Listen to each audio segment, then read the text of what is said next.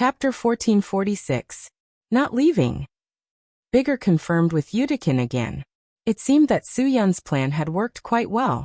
At least now, Yudikin would not go out to sea. As long as he did not go out to sea, Bigger could ask Su-Yun to help him think of a way to avoid the possibility of Yudikin attacking him at sea. The hierarchy of American agents was quite strict. Bigger had been with the general for a shorter period of time than Yudikin, so he had never dared to make a move on Yudikin. The best way was to get on the ship and kill him while he was feeling unwell. He would not dare to do that in Huaxia.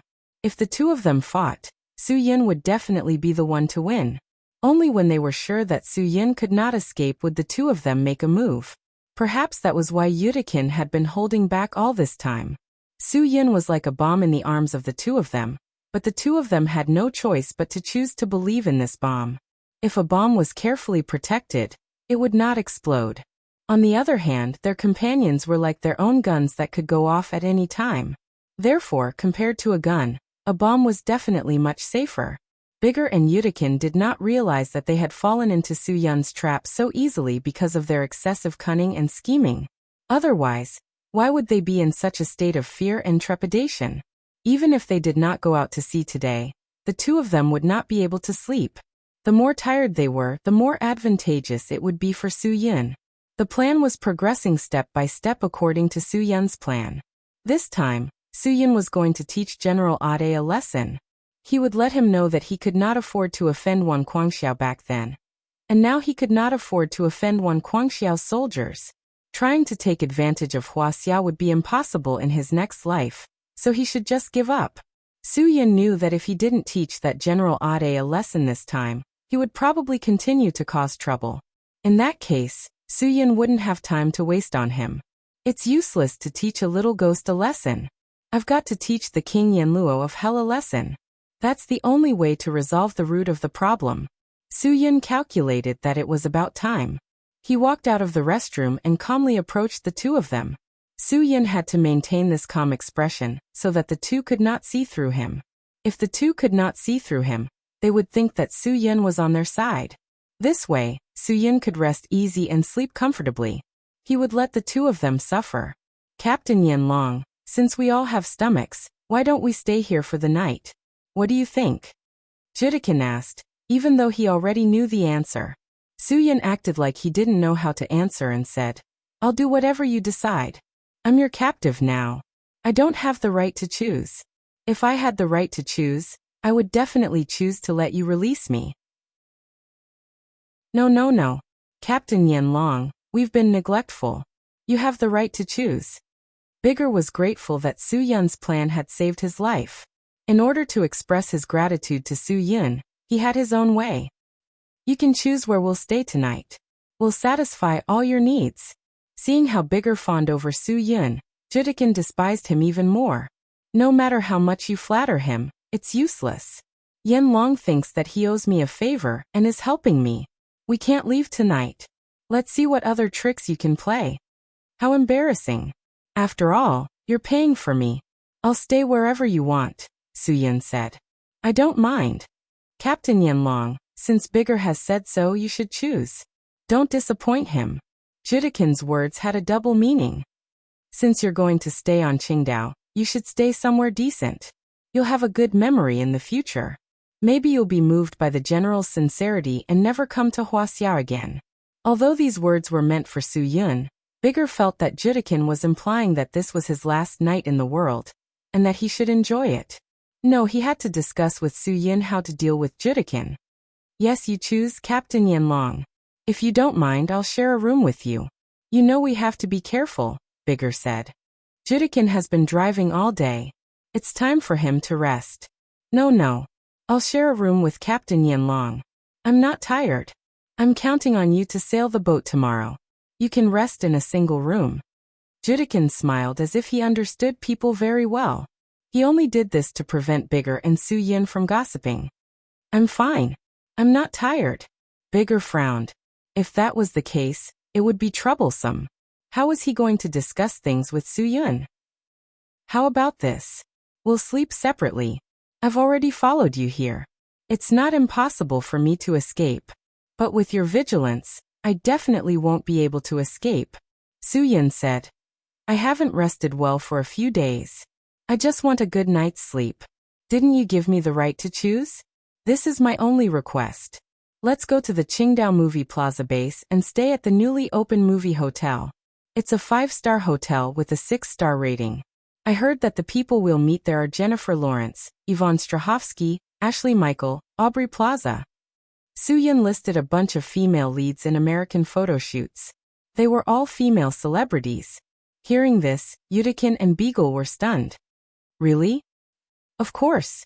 That's a hotel under the Qingdao Movie Plaza, known as the Hollywood of the East. Aren't the people staying there all celebrities? Soo-yun said. I can only have good memories there. Indeed, this might be my last night in Huaxia. If you really want to give me some good memories, then go there. If not, forget it. It doesn't matter. Pretend I didn't say anything. This was the time when both of them wanted to curry favor with Soo-yun.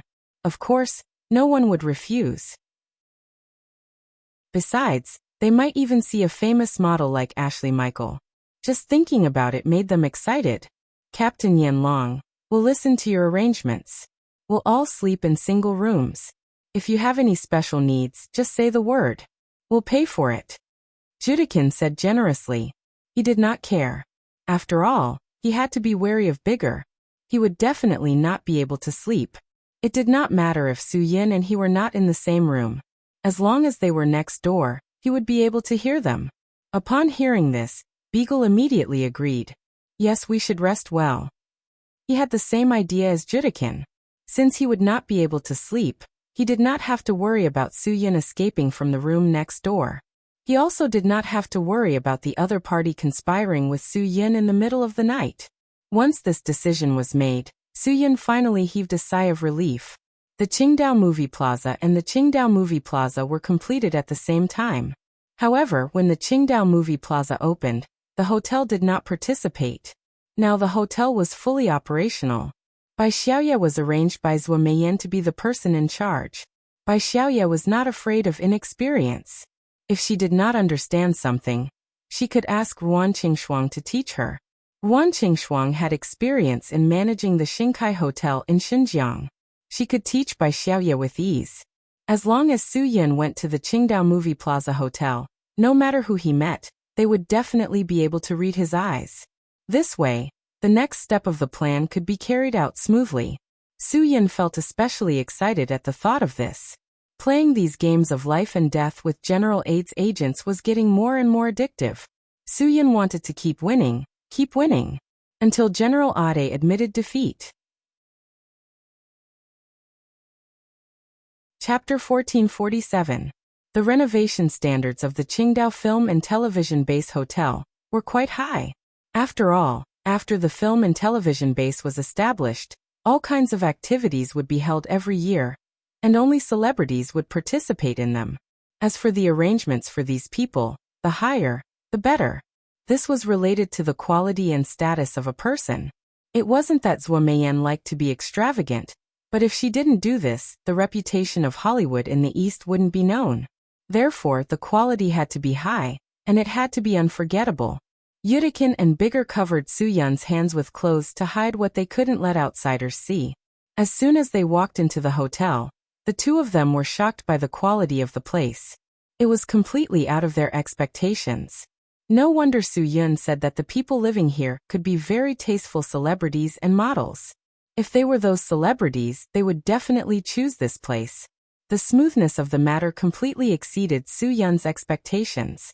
Before coming to the hotel, Soo-yun was still thinking about who he should see first and how he should express his feelings to him.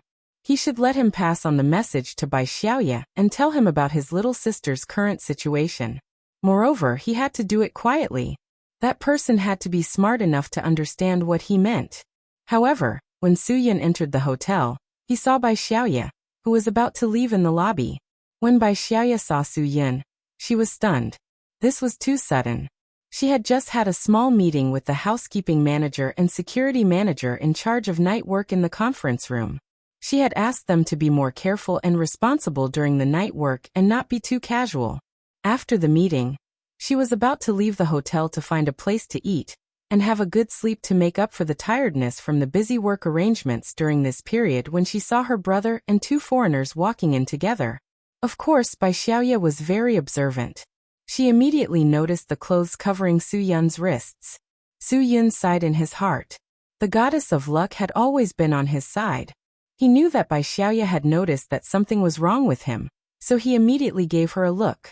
Bai Xiaoya instantly understood that something must have happened to Su Yun. Su Yun must have sent her a message in such a silent way because he didn't want her to disturb the two foreigners. You guys should be more proactive in your work. Hurry up and greet the guests when you see them. Bai Xiaoya turned her head and said to the receptionist. Then, she turned back to Su Yun and the other two and smiled. Congratulations, you're the 999th wave of guests after the opening of the movie Square Base. According to our hotel's reward program, we can provide you with a room with a surprise price. It's only 9. Right when Bai Xiaoya was about to say 999, Su Yun gave him another look. The meaning was very clear. He couldn't let these two bastards take advantage of him. Since they were here today, they wouldn't leave. It wouldn't be a problem to ask for an exorbitant price. Bai Xiaoya immediately changed her words. It's only 9,900. Deluxe standard room. The suite that Bai Xiaoya originally wanted was changed to an ordinary standard room. Here, the suites were for celebrities, and the standard rooms were for the assistants and attendants of these celebrities. The normal price was 1,200. Bai Xiaoya was already asking for an exorbitant price of 9,900. Su Yun didn't think it was ruthless enough. If he really asked for 90,000, they might be willing to pay it. Forget it. Since Bai Xiaoya had already spoken, Su Yun couldn't say anything else. He could only pretend to be surprised. Only 9,900? So cheap? Yudikin was stunned. This was a little too expensive. He looked at Su Yun and tried to ask him if this price was normal. Beagle was also puzzled. It wasn't that they hadn't stayed in a luxurious hotel before, but it was rare for a standard room to be this expensive. The price of a suite was still acceptable. Although it wasn't as expensive as Dubai, it wasn't something that ordinary people could accept. This is really cheap. Why don't you think about who this place is prepared for? Su Yun raised his eyebrows and said, Maybe we'll meet a group of supermodels from Victoria's Secret in the elevator. Do you think this price is considered expensive? Don't pretend to be innocent. We just happen to have a room with a surprise price. Otherwise, it might have been 20,000 to 30,000. Yudikin and Beagle were really shocked by the cost of living on Qingdao. It was too expensive, but after thinking about it, not everyone could afford to live here. Although the price was a little high, it was still worth it. Who knew they might really meet a few supermodels under Victoria's Secret? If they could take a picture with them and post it on their Facebook, it would definitely make everyone else jealous. Okay, stay. Yudikin made a decision. Beagle will just stay here. You don't have any objections, right? No objections, Beagle said. We'll go Dutch. Su Yun rolled his eyes. Bro, you can go Dutch. What about me? I don't have a single cent on me. Don't forget how I came here with you. No. Of course we'll pay for your room. Yudikin was afraid that Su Yun would spill the beans. There were so many people in the hotel, and if someone got bored and called the police, it would cause unnecessary trouble. It would be pointless. His stomach still wasn't feeling well. He just wanted to go to his room to take a dump. There wasn't a toilet in the public toilet just now, and his legs were numb from squatting. Now he just wanted to sit on a toilet and enjoy himself. Beagle didn't have any objections. They could just split it evenly.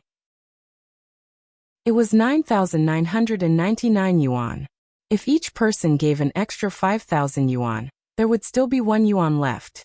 He didn't care if there was only 1 yuan left. After making the decision, the two of them took out their bank cards. Su Yun suddenly realized that he couldn't let them off so easily. He said to Bai Xiaoya, Leader, you can give each of them 15,000 US dollars. The extra 3 USD will be your tip. In the blink of an eye, Su Yun had turned the room fee into USD. That was 6 times the amount. Yudikin and Beagle's eyes almost popped out.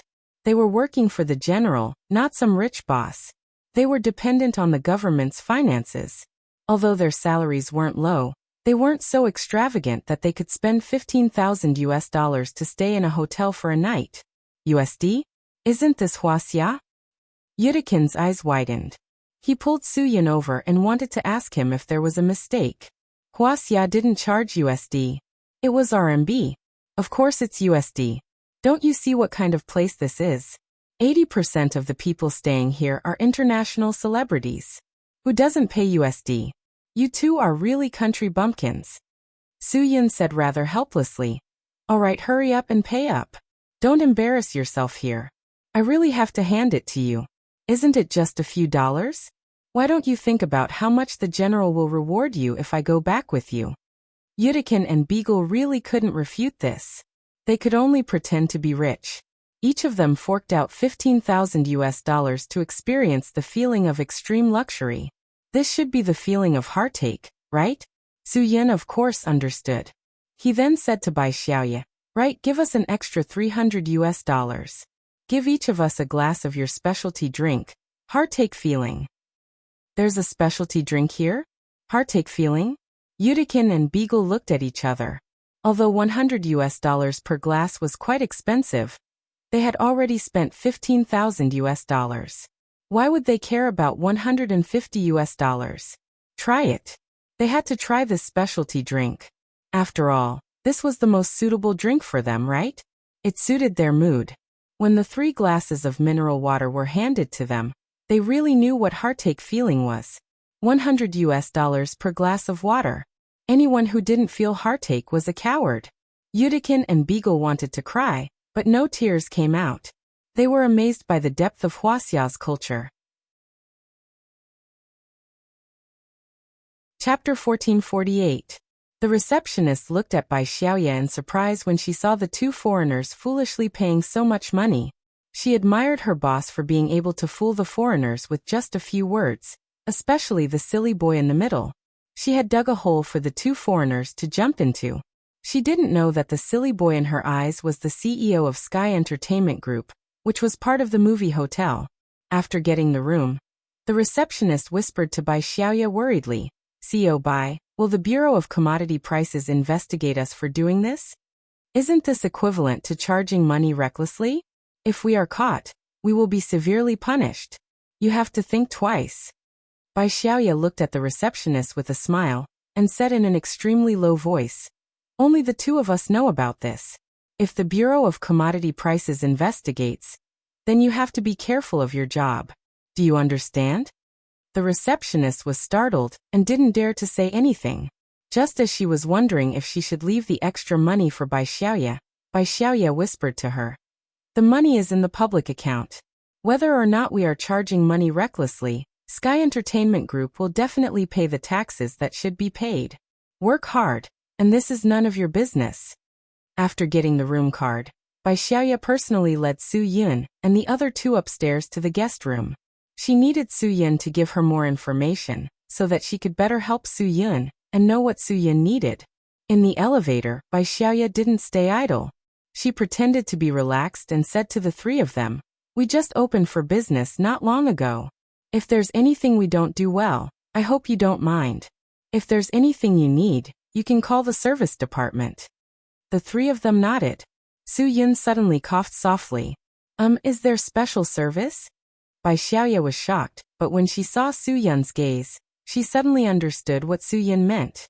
These 2 foreigners were obviously not ordinary people. Even if they didn't stay in the same room, if she wanted to sneak into Soo-Yun's room alone, it would be difficult for her to not be noticed. Only through this method could she come into contact with Soo-Yun when he was alone. Yudikin and Beagle swallowed their saliva. If there were girls in such a high-end place, they would definitely be of the highest quality. Thinking of this, the 2 of them couldn't help but feel heartache. If a standard room was already so expensive, wouldn't it be even more expensive to find a girl to spend the night with? It's better not to think about this. It would only make them feel uncomfortable.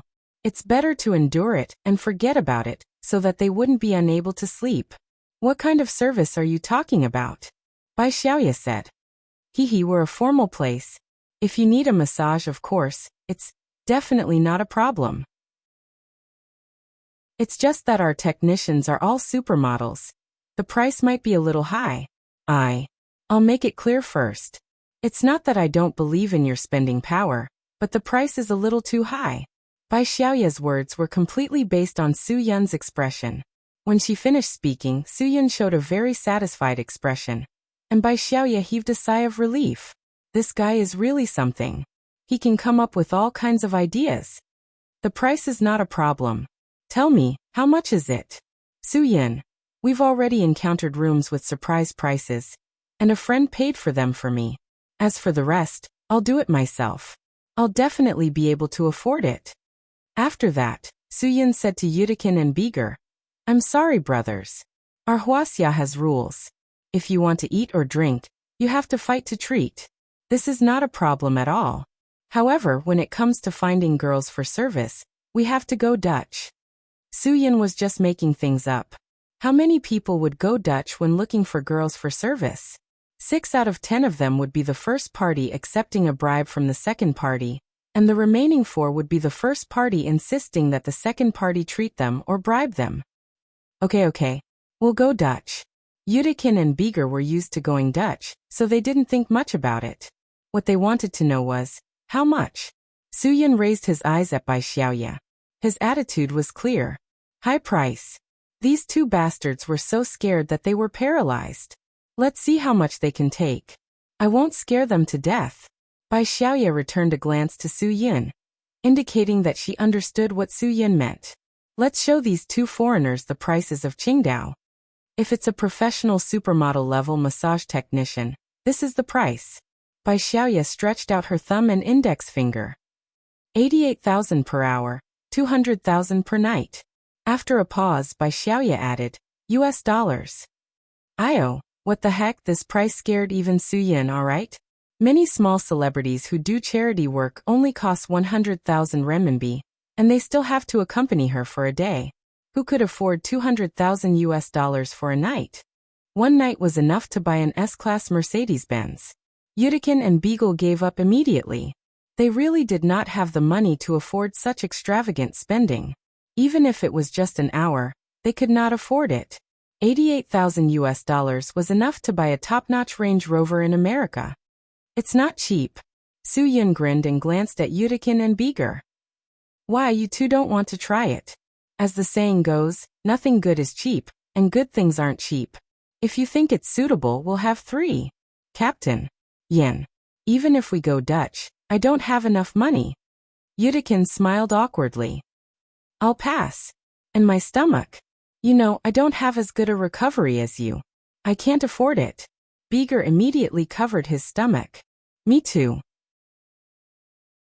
My stomach can't afford it either. Let's go to bed early and have a good rest to recover our energy. These 2 fellows each had their own ulterior motives. Neither of them had good intentions. They both hoped that the other party would grit his teeth and find a woman to play with. This way, they could have a good rest. Right now, their energy and physical strength were limited. They had to save it to deal with the other party. No matter how tempting a woman was to them, she was still poison. If they touched her, they would definitely be unlucky. Then if you don't want it, I won't hold back. Su Yun, I'm leaving Huaxia soon. I might not be able to come back in the future, so I must leave behind the best memories. Please be understanding. If I wake you up at night, please don't be offended. No problem, no problem. Beeger's lips twitched. This guy is so extravagant. He actually has so much money. He just said that he didn't have money. Not a single word of truth came out of his mouth. Yudikin also smiled. Since Leader Yen likes this, we're sorry that we don't have the ability to arrange it for you. When you get to May, realizing that there were outsiders around, Yudikin didn't dare to say much. When you get to our place, I'll definitely take care of it. Haha, no matter when Leader Yin wants a woman, you can always tell me. Su Yun laughed and scolded. What kind of person do you think I am? I won't eat rotten fish and rotten meat. I'd rather take a bite of an immortal peach than a basket of rotten apricots. This is an old saying. Yes. Su Yun then looked at Bai Xiaoya. Then when does your service start? Did it need to be past midnight? You'll come to my door. Yes. Bai Xiaoya nodded. You really know how to handle people. Soo-yun laughed and waved his hand. It's nothing special. It's just a hobby. Bai Xiaoya didn't know whether to laugh or cry at Soo-yun's antics. The situation was clearly very dangerous, but he still acted as if it didn't matter. Bai Xiaoya brought the three of them to their room and left in a hurry. It was now 10:30 p.m. In more than an hour, she would have to pretend to be a prostitute and go to Soo-yun's room to figure out what was going on. She would only know what kind of help Soo-yun needed after she got close to Soo-yun. Chapter 1449. Judikin and Beagle walked into their rooms with deep envy and jealousy towards Soo-yun. They had spent so much money to stay in such a luxurious place, but they did not even dare to take a shower. They were afraid that their companions would use this opportunity to harm them. If General Ade lost in the end, it would definitely be because of his own people. He could only blame the people he had trained for being too cautious and careful. They knew too well how despicable and cunning their companions were. Once they lost the most basic trust in their companions, what was the point of being a team? It would only make things worse. To be honest, if only one of them was holding Soo-yun hostage, Soo-yun would not have had the chance to come into contact with his own people. Beagle went back to his room and tossed and turned. He was on alert every minute. If there was even the slightest sound, he would be terrified. He was afraid that Judikin was going to kill him. Judikin was the same. His stomach was still cramping. He did not even dare to slack off when he went to the bathroom. He only pulled down his pants a little, so that he would have time to counterattack if Beagle attacked him. He really didn't know if General Ade knew that the two elites he had trained had actually forgotten that Soo-yun Shuang was still tied up because they were worried about their own people. It was not until midnight that the sound of high heels coming from the corridor woke the two of them up. But since things had already come to this, the two of them could not stop them. They could only let things go as they wished. Fortunately, the restraints they had tied on Soo-yun were not something ordinary people could undo. They were not worried about that, but they were afraid that Soo-yun would say something. Judging from the current situation, once the police on Qingdao were alerted, their plan to leave Huaxia would be in a tense deadlock. If Soo-yun and that woman made any strange movements, they would definitely kill them. They would not tolerate any threats. They would strangle them in the cradle. Finally, the door to Soo-yun's room opened. When Soo-yun saw that it was Bai Xiaoya, who had deliberately put on heavy makeup, he almost laughed out loud. Bai Xiaoya's temperament was completely different from this kind of professional girl, so her disguise as a prostitute was a little funny. Wow. This money is well spent. I really regret that I should have booked the whole night. Soo-yun wanted to laugh, but in the end he held it back. At this time he couldn't be careless. He was sure that the two guys next door were listening to his voice. Bai Xiaoya glared at Soo-yun. Who told him to come up with such a stupid idea? What the hell? Otherwise she wouldn't be in such a sorry state. One had to know that the clothes she was wearing were just bought to make her look more like a prostitute. Soo-yun actually had the nerve to laugh at him. Wasn't all of this for him? Soo-yun greeted them as he raised his hand to show Bai Xiaoya the ropes on his hands, hinting for her to raise her doubts as soon as possible. This was the natural reaction of a normal person. You. Why did you tie yourself up? Bai Xiaoya pretended to be surprised. There's no one else in your room, right? Why do I feel that it's so scary? What's there to be scared of? Isn't this more fun? Soo-yun stuck out his tongue and said according to his plan. It's all the trend to tie yourself up. I want to try it too. Bai Xiaoya made a disgusted face and closed the door. Soo-yun gestured for her to continue talking to him like a prostitute while pointing at the bathroom. Huff. Bai Xiaoya took a deep breath in her heart. She did all these things today to save her brother, but she still had the nerve to see her brother in the future. This guy really has a headache. I'm so angry. Handsome, let's get straight to the point. You only have 1 hour. Bai Xiaoya used a seductive tone. Oh, I couldn't tell. Soo-yun chuckled. If his sister really wanted to seduce someone, she could really do it. Normal men wouldn't be able to resist her. 1 hour is 60 minutes. That's enough time. Bai Xiaoya retorted. No, in our industry 1 hour is 40 minutes. This was what she heard from people who frequented the bathhouse. They said that a massage was 40 minutes, not an hour. Saying it now made her sound more professional. Su-yin was stunned. Then hurry up and take a shower. With that, Su-yin gestured for Bai Xiaoye to pass her phone to him. After taking her phone, Su-yin immediately turned it to silent mode and gestured for Bai Xiaoye to turn on the water in the bathroom. It would take at least 10 minutes to make some noise. Then he lay on the bed and pretended to hum a happy tune while sending a message to Chang. I'm Su-yin. Send me a website that can be accessed on my phone. I can watch some self-made movies that are not available to those under 18 years old. Be quick. I want quality. Don't call me back. Just send me a message. Urgent. Urgent. Don't ask why. Afraid that Chang couldn't hear him, Su-yin even made a call. As soon as Chang picked up, he hung up. It was the middle of the night, and Chang was confused. However, when he saw what Brother Yun wanted, he was also a little confused. He wasn't an underage kid. Why would he be interested in these websites? Yet, Brother Yun actually wanted to ask him for it. Seeing how anxious he was, Chang quickly made a few calls and resolved this matter. After this matter was resolved, Su-yin didn't send any more messages. After Su-yin received the address given to him by Qiangzi, he immediately logged in with his mobile phone and registered an account. He quickly found a suitable selfie movie that was not suitable for him. It was the kind of movie that was about the same time and was ready to play at any time. Then he turned the volume of his mobile phone to the maximum. At this time, Bai Xiaoye also walked out of the bathroom. After playing with the water for 10 minutes, her arms were sore.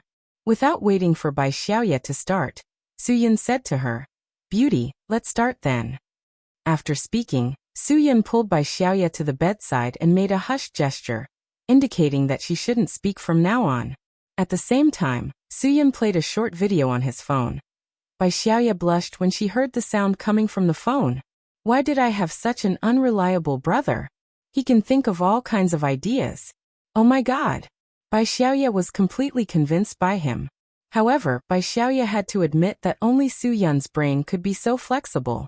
Otherwise, how could they solve the current problem? There were 2 pairs of ears on the other side of the wall. Did they have to make a sound themselves? Wouldn't that be even more awkward? Bai Xiaoye calmed down quickly and looked at Su-yin seriously, asking him what had happened with her eyes. Su-yin began to write on the bedsheet with his fingers, telling Bai Xiaoye everything that had happened. The sound coming from the phone became the culprit that made Yudikin and Beagle burn with desire. Soon, Bai Xiaoye understood the cause and effect and also knew Su-yun's purpose. After knowing Su-yun's purpose, she was worried that it was too risky. However, she could also see that Su-yun's decision was firm and wouldn't be swayed by anyone's persuasion. Su-yin asked Bai Xiaoye to tell Lin Gu what he wanted to say to Lin Gu, and let Bai Xiaoye do everything for him. He couldn't speak carelessly now, and he couldn't alert the enemy. Otherwise, it wouldn't be so easy to find the secret intelligence base that the American agents could transfer to. Bai Xiaoye was a sensible girl, and she remembered everything. She wouldn't forget anything that Su-yin asked her to do. Finally, Su-yin gestured for Bai Xiaoye to find something sharp for him to hide in his pocket. He had a use for it. Bai Xiaoye immediately took a hair clip from her hair and broke it off, leaving only a piece of metal. Although it wasn't sharp enough, it was enough for Su-yin. This was a good thing, and it was easy to carry and hide. Seeing that it was about time, Su-yin turned off his phone and exclaimed, "So comfortable. I finally know what it means to be in heaven today." Chapter 1450. Judikin and Beagle listened in the rooms on both sides of the room. They would never have guessed that what they were listening to was just a short movie Su-yin was playing on his phone. It had nothing to do with him at all. Su-yin gestured that everything had been arranged and told Bai Xiaoye to leave as soon as possible. If the two suddenly realized what was going on and took Bai Xiaoye down, the plan would fail completely. Su-yun's plan was to go deep into the tiger's den because he believed in his backup. No matter what the situation was, those who could turn the tide with their own strength were the superheroes that the Americans worshipped, such as Superman or the Flash. The place Su-yin wanted to sneak into this time was a secret American military base in Dongying. It was a place for American agents to transit and hide. If this place was destroyed, it would be a very meaningful thing for the entire Asia region. The infiltration of American agents in various countries was a headache for people all over the world. Although this was a secret known to the entire world, and everyone knew about it after the Prism Gate incident, it was because they were a powerful empire. So what if they knew about it? No one could do anything to them. This was hegemonism. No one could do anything to them. As long as they did not admit it, and there was no evidence to prove it, no one could do anything to them. Since they stubbornly refused to admit it, then Su Yun could only use this method to deal with them. He wanted them to suffer in silence, unable to voice out their bitterness. Since they refused to admit that they had organized espionage activities all over the world, they could not admit that there was a secret military base in Dongying. If Su Yun burned it down, they would not be able to say anything. After Bai Xiaoya left, the room returned to silence. The rooms on both sides were unusually quiet. Su Yun knew that the two bastards were still eavesdropping. They did not only want to listen to the movements in Su Yun's room, they also wanted to listen to the movements in their companions' rooms. The quieter it was, the more uneasy the two of them felt. Yudikin endured the pain in his stomach. Even if he wanted to go to the toilet, he did it carefully, not daring to make a sound. He was afraid that Beagle would have something on him. Su Yun knew that the two of them had ulterior motives, so he had to add some spice to their story. He deliberately knocked over a cup and kicked a chair. The sound was enough to make the two of them tremble in fear for a while. Every time the two of them were scared witless, Su Yun would give them a few minutes to digest the information. This continued until 2 o'clock, when Su Yun finally fell asleep comfortably. He could sleep without worry. Both rooms had such good bodyguards. He would be a fool if he didn't get a good night's sleep. He would just let the two of them figure each other out. How many days had it been? The two of them hadn't had a good night's sleep. They were about to die from exhaustion. With their current state, Su Yun didn't need to be afraid of them. By the time the two of them reached their secret base, the two of them would be exhausted. At that time, there would be nothing to be afraid of. Su Yun slept quite comfortably that night. He believed in Bai Xiaoya's efficiency. Everything should be going smoothly by now. Since Judikin and Beagle didn't dare to go out to sea during the day, they lay in their rooms and listened to the soft moans coming from Su Yun's room. The sounds were like heavenly music to the two of them. They were really sleepy. Normally, the sounds would be noise, but right now they were like a lullaby. The two of them couldn't keep their eyelids open. They couldn't sleep, and their spirits were low. They smelled a little moldy, but they didn't even have the courage to take a shower. They forced themselves to stay in a room that costs more than $10,000 a night. This must be the most unforgettable night in their lives. Su Yun had said that he would give them an unforgettable night in Huaxia. This night should be unforgettable for them. At noon, it was time to check out. The two of them checked out of their rooms with bitter expressions, leaving Su Yun alone. After all, they still had to wait until nighttime. It was safest for them to stay in the hotel. However, they weren't in the mood to let Su Yun wander around the streets. Judikin and Beagle came to Su Yun's room with suspicion. When they saw each other, they relaxed a little. Su Yun pinched his nose and fanned himself. Why are you two so unhygienic? Can't you take a shower before checking out? Go to my bathroom and take a shower. You spent so much money on a hotel, and didn't even take a shower. Don't you think you're stupid? Stupid? Of course they were stupid. Of course they were. But what could they do? Now that Su Yun was in the middle, the two of them felt a little more confident. Yudikin was the first to understand. I was really too tired yesterday. I didn't move from the moment I got into bed. I slept until noon today and didn't have time to wash up. I'll go take a shower now. Captain Yanlong, you and Beagle talk. Judikin's words had a hidden meaning. He wanted Su Yun to keep an eye on Beagle so that he wouldn't come up with any ideas. Beagle was quite happy. This way, he would have a chance to be alone with Su Yun and use their fingers to whisper to each other. When Yuda Kingong entered the bathroom, Bigger quickly gestured to Su Yun with his fingers and asked him what he should do next. They were about to go out to sea, and Yuda Kingang's stomach was fine. What should he do when he was out at sea? Su Yun assured him that he would find a way to stop him and distract him so that he would focus on Su Yun and not Beagle. Beagle asked what method he should use. Su Yun said, If I pretend to run away, the two of you will be very nervous, right? Beagle was stunned. Of course. Soo-yun told him. Then let me run away. You pretend not to notice, and I'll find a chance to escape when he's distracted. Hide. Then you can find him. That way, he'll focus all his attention on me and won't think about you anymore. After all, I'm the one you want to bring back. As long as I follow you back to your base, he won't be able to do anything in front of so many people, right? Beagle shook his head. He couldn't trust Soo-yun. What if Soo-yun really ran away and they couldn't find him? Soo-yun turned his back to Beagle and showed him his back. He told him, "You agents have so much advanced equipment. I don't believe that you don't have GPS tracking equipment. Put it somewhere I can't reach and you can find me at any time." Yes. That's a good idea. Beagle slapped his thigh. Why didn't he think of that? This could indeed create a tense atmosphere. Besides, with GPS tracking, even if Soo-yun wanted to escape, it wouldn't be that easy. Good. It's settled then. By the time Yudikin finished showering, the two of them had already decided everything. Beagle, who was in a good mood, also said that he wanted to take a shower. When Soo-yun and Judikin were alone, he used the same method to reach an agreement with Judikin. Soo-yun knew better than Beagle about the condition of Judikin's stomach. He knew what the consequences of eating dirty cement dust were. With Judikin's current condition, he didn't dare to act rashly. Therefore, the two of them were easily dealt with by Soo-yun. It was easy to use them. The rest depended on what Soo-yun wanted to do at night. Because of the distrust between Judikin and Beagle, neither of them told the other about what they had discussed with Soo-yun. In fact, it was very easy to break Soo-yun's plan. As long as the two of them worked together and trusted each other, Soo-yun wouldn't be able to do anything. But it was such a simple thing that the two of them really couldn't do it. Soo-yun moved around the two of them with ease, causing the two of them to suspect each other without knowing anything about it. Chapter 1451.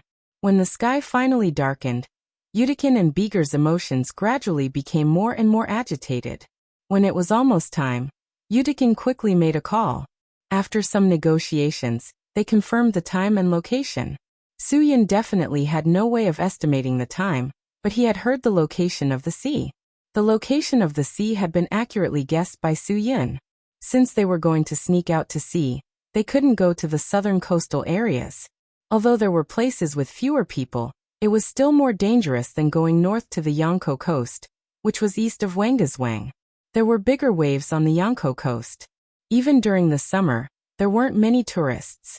Now that the weather was cold and it was night time, there wouldn't be many people there. That should be the best place to sneak out to sea. From the very beginning, Soo-yun had guessed that Yudikin had not been in a hurry to contact the police about the speedboat. He had probably already contacted the local people who were involved in smuggling out to sea. The other party would definitely have told them about the situation in Yonko. After all, these people did not want to be caught by the police and lose their jobs. They would definitely recommend the safest place to go to sea. That was why Soo-yun made a bold guess. He asked Bai Xiaoya to tell Lin Gu that no matter what method he used, he had to get 3 kilometers away from the Yonko coast before dark. He had to park at a spot that was easy to see. He also had to cover the windshield with a big green towel, so that Lin Gu could determine where he parked immediately. Soo-yun naturally had his own intentions and objectives for making all these arrangements. After contacting the ship, Yudikin looked at the map, and then gestured for Beager to set off with Soo-yun. They followed the coastal road all the way north, and after passing through the Yonko tunnel, they were not far from their destination. Soo-yun sat at the back, resting with his eyes closed. Beager suppressed a yawn and looked at Soo-yun. There was no doubt in his eyes, only anticipation and trust. Soo-yun couldn't help but sigh in his heart. This was what it meant to be too clever for one's own good. Yudikin was driving with his eyes wide open. Along the way, every time a car turned on its headlights, he would be shocked. He had already realized that his energy was almost at its limit. If he did not hurry to their secret base in Dongying, he was afraid that he would really be in trouble. As he thought about it, Judikin's mind wandered again. But soon, he was brought back to his senses by the dazzling light of the car opposite him. Although it was dangerous to drive while fatigued, Su-yin had no choice but to take the risk and let one of their own drive. With his reaction speed as a special agent, he shouldn't get into an accident. It wasn't impossible for him to overturn the car, but even if he overturned, they wouldn't lose their lives if they escaped before the oil explosion. These things were nothing to Su-yin. His only concern was that nothing went wrong before he could be successfully brought to the military base. What he wanted was not just these two heads. What he wanted to do was to directly destroy the enemy's defense tower. The car continued to move forward, and everything went smoothly. Seeing that they were about to reach the Yangko Sea, Su-yin finally saw a car with a green towel covering the windshield at the T-junction. The trunk of the car was open, and Lin Ge was pretending to organize something. With his strong sixth sense, Lin Ge also watched Su-yun's car leave his sight. Although Lin Ge couldn't see anyone in the car, he trusted his senses. Brother Yun might appear in a while, so he had to get ready quickly. After learning about this from Bai Xiaoya last night, he immediately prepared everything according to Su-yun's instructions, and arrived at a place not far from the Yangko Sea before dark. After everything here was over, he had to rush back to the Dragon Brigade to report to Chief Wan and the others. After learning about Brother Yun's idea from Bai Xiaoya, Lin Ge was really scared. This idea was too bold. If they could really use this opportunity to destroy the American military base, it would be very interesting. Not to mention General Ade, even President Ama would cry in anger. As expected of his big brother Yin, he was fiercer than the average person. Lin Ge was excited as he prepared everything. After closing the trunk, he got into the driver's seat, ready for the familiar figure to appear in his sight. The car finally stopped at Yangko Sea. Yudikin coughed lightly, and not long after, a person walked out of the darkness and quickly handed a key to Yudikin. The boat is right there and the spare oil barrels are full. You can replenish them at any time. These are all a gift from our boss. What do you think? Isn't that enough? Yudikin nodded. It's very kind. Don't worry, I will transfer the remaining 50% to your boss's account soon. Tell your boss to wait in peace. I'm a man of my word. Hee, I know you're a man of your word, sir. The person who gave the key lowered his head and smiled. But our boss said that once you leave, we don't know where you'll go. It's quite troublesome for us to prepare all this for you with a speedboat. We don't want to save money. 50% is not a small amount. Bigger frowned. How much can your welded and repaired speedboat be worth? We've already given you 150,000. Even if we don't pay you back, you won't lose anything. That broken speedboat can only be used once at most. What else do you want? This boss is being unreasonable. How much does a car cost? Besides, we're giving you a boat. Don't you think so? Also, this thing is a thing. We have to pay for our service and hard work. We've been waiting for you at Sea Breeze for so long in the middle of the night. If you don't plan to pay the balance, that's not very kind. The person who gave the key snorted. It's better to be a man of integrity, Yudikin said calmly. But who would bring 150,000 in cash? And I don't have a computer, so I can't transfer the money. When I gave you the money a few days ago, I didn't ask for any proof. This is a sign that I trust you. You should trust me too, right? No, please don't say that. You trust us because we can run away, but we can't run away. We're different from you. You're a monk without a temple. We really can't believe it. After the person who gave the key finished speaking, he took out something. I can swipe my card here. Don't make it difficult for me. We've already agreed on something, so there's no point in dragging it out.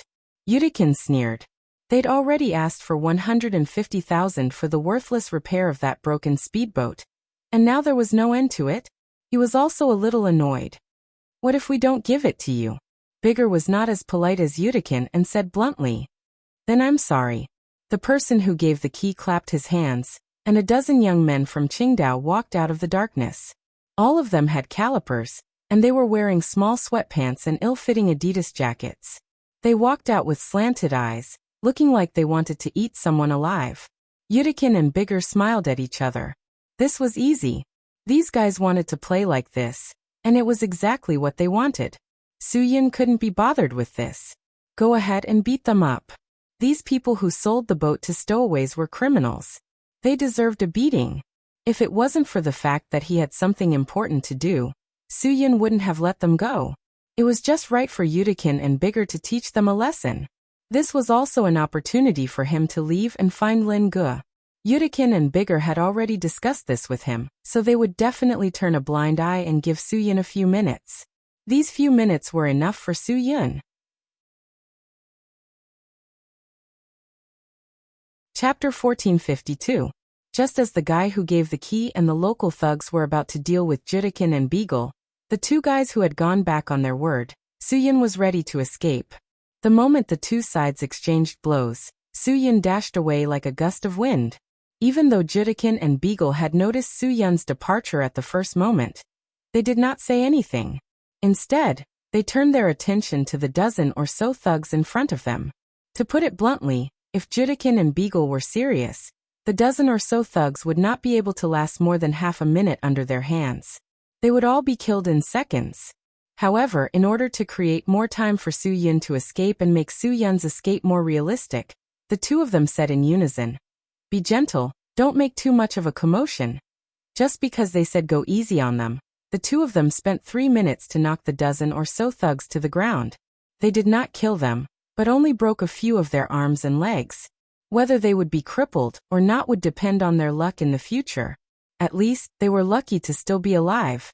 The guy who gave the key to the speedboat did not know that the two foreigners were so ruthless. He had heard that foreigners were quite good at boxing, so he deliberately hired a few more thugs. If he had known, he would not have tried to save money by hiring these thugs. He would have invited the local mafia boss to help him. Unfortunately, it was too late to say anything now. The guy who gave the key to the speedboat was probably a spineless traitor. When he saw the two foreigners locking their eyes on him, he instantly got scared and knelt on the ground. In order to protect himself, the guy who gave the key to the speedboat shouted, "Please spare me, I was wrong, I was wrong. I beg the two of you to spare my worthless life. That person of yours, the one you caught. He ran away." Judikin and Beagle could not help but curse in their hearts. They were prepared to give Soo-yun a few more minutes to think of a way to pretend that they did not notice anything, but the guy who gave them the key exposed them. There was no point in pretending anymore. The two of them reacted as if they were actors who had graduated from the Yenjing Film Academy. This was too professional. That expression, that attitude, that posture, all of it was as if they did not know what was going on at all. The guy who gave the key also took the opportunity to breathe a sigh of relief and slowly crawled away. He definitely did not dare to take the money. After all, the boss did not lose anything, and he would not risk his life to ask for the rest of the money. After him, Judikin said. He felt very good when he saw Beagle's reaction. Beagle's reaction was not the same. Hearing Judikin's anxious voice, of course, Beagle's mind on his mind. You go that way, I go this way. If he did not, he would not have the chance to use the GPS to track with him. For Judikin, who also needed to act alone, Beagle's suggestion definitely helped him to solve his biggest problem. Just like that, the two of them did the same thing with their own ulterior motives, but they still thought that the other was in the dark. The onlooker sees the game clearly. If General Ard could see this, he would be so angry that his lungs would explode. Just as Judikin and Beagle were dealing with the dozen or so thugs, Soo-yun ran as fast as he could to Lin Ji's car. Lin-gu jumped out of the car. "Bro, I knew it was you just now. How was it? Were those two idiots easy to trick? No matter how stupid they are, you can't be careless. You have to be careful." As he spoke, Lin Ji's hands did not stop. He was putting a GPS patch on Soo-yun's clothes. If Soo-yun could think of using Judikin and Beagle to track him, he could use the same method to get Lin-gu to put a GPS patch on him. This way, Lin-gu could bring the news of his location to the Dragon Brigade, and his brothers would know his current situation and location.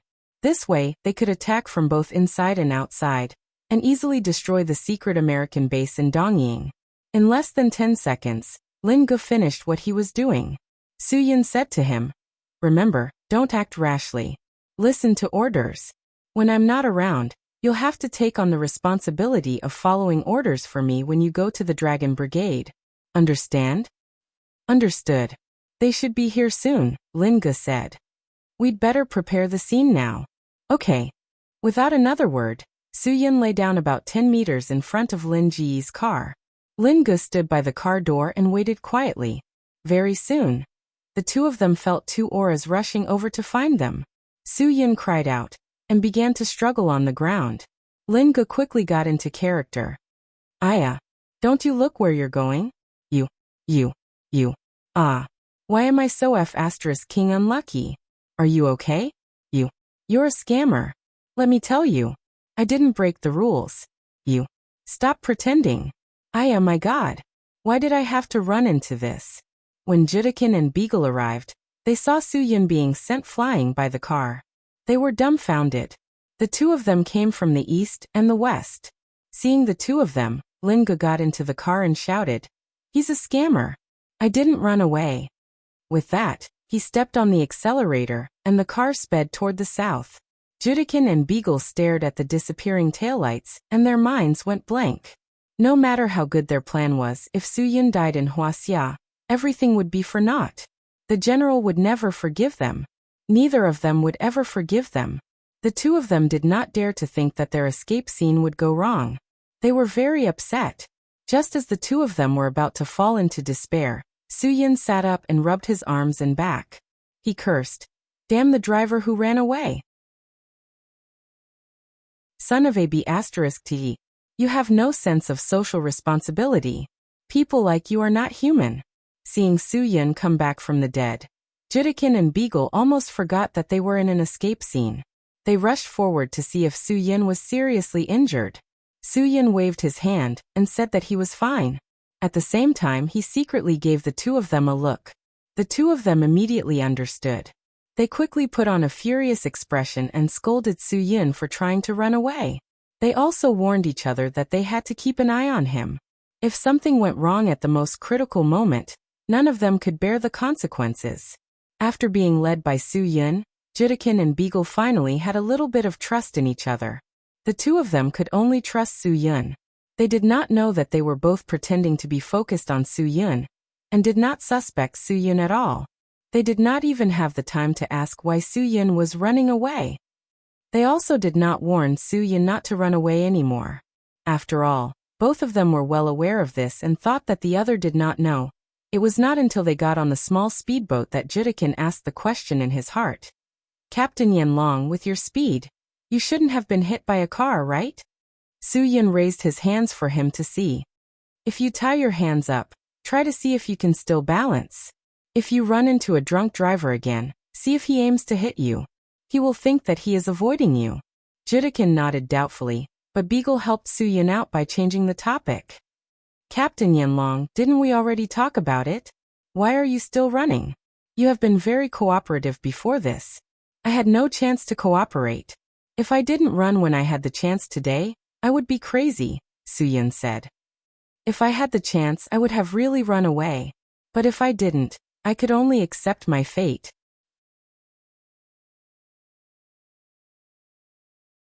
Chapter 1453. Soo-yun's authenticity gave Judikin and Beagle a headache. Fortunately, they were now on this small speedboat.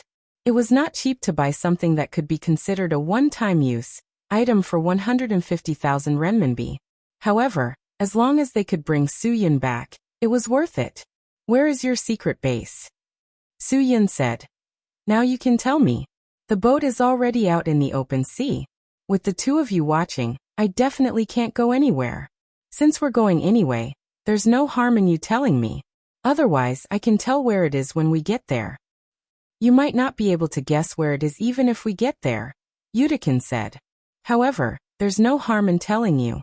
Now that you've accepted your fate, we might be on the same side in the future." After that, Judikin looked at Beagle, indicating that he could tell Soo-yun. His mouth was a little dry, and he did not want to talk anymore. After all, there was still a long way to go. There were only a few bottles of mineral water on the boat. He wanted to conserve as much energy as he could. Beagle was not as shrewd as Judikin. He did not think that talking would consume much energy and stamina. It was late at night, on a lonely boat on a long voyage. If they did not talk, it would be quite boring. The two of them took turns steering the boat. Yudikin started the boat first, and he chatted with Suyin for a while. Everyone in Asia guessed correctly. Our secret base is indeed built in Dongying. However, there's one thing that no one guessed correctly. Our secret base will never be located near the East China Sea, nor will it be in the East China Sea. These places are too conspicuous. Beeger said. It's actually a long voyage to our secret base. We'll probably need a few days. At this point, Beeger seemed to have realized why Yudikin wanted him to talk. For the past few days, they had limited water and food. Because the speedboat was small and had to travel a long distance by sea, they had asked those people to prepare spare oil barrels for them. As for water and food, it was much simpler. They only had water and compressed biscuits. This was to save space and carry fuel. Since they had already started talking, Beeger did not care about wasting his saliva. We have to pass through the East China Sea, pass through Korea's Namjeju Island, then pass through Dongying's Kagoshima Sea, and continue east. At our current speed, we'll need at least another day to reach our destination. After a pause, Beeger continued. Our destination is a very small island on the west side of the Eightjong Island in the far southeast of Dongying Island. We chose that place is suitable for a secret base, and it's suitable for hiding fighter jets. Suyin frowned. It seemed that the Dongying people were really America's lackeys. They even used their own country's island to build a secret base for them. Were they not afraid that if they did something wrong one day, their American father would be unhappy with them, and would just wave his hand, and use the military theory of this secret base to flatten Dongying? Suyin closed his eyes and carefully thought about the map in his mind. Soon, he finally remembered that there was a Eightjong Island in the southeast of Dongying Island. The Eightjong Island was not very big. There was almost no sign on the map Suyin had seen before. The smaller island next to it was probably just a mountainous island. The Americans were really smart to use such a mountainous island as a secret base. Very few countries would target such a place, so they could easily hide and do what they wanted to do at any time. They could also provide enough help and supplies to those who were carrying out secret agent activities. The Americans would never admit that they had such a place, so even if Suyin destroyed the island, they could only grit their teeth and swallow it. As for the Japanese lackeys, they could only suffer in silence. After all, if their American godfather did not dare to admit it, the Dongying lackeys could not stand up and point out that Huaxia had done something to them. Suyin was holding on to this weakness. Not only could he make General Adler suffer, but he could also make the Dongying lackey San Air suffer a great deal.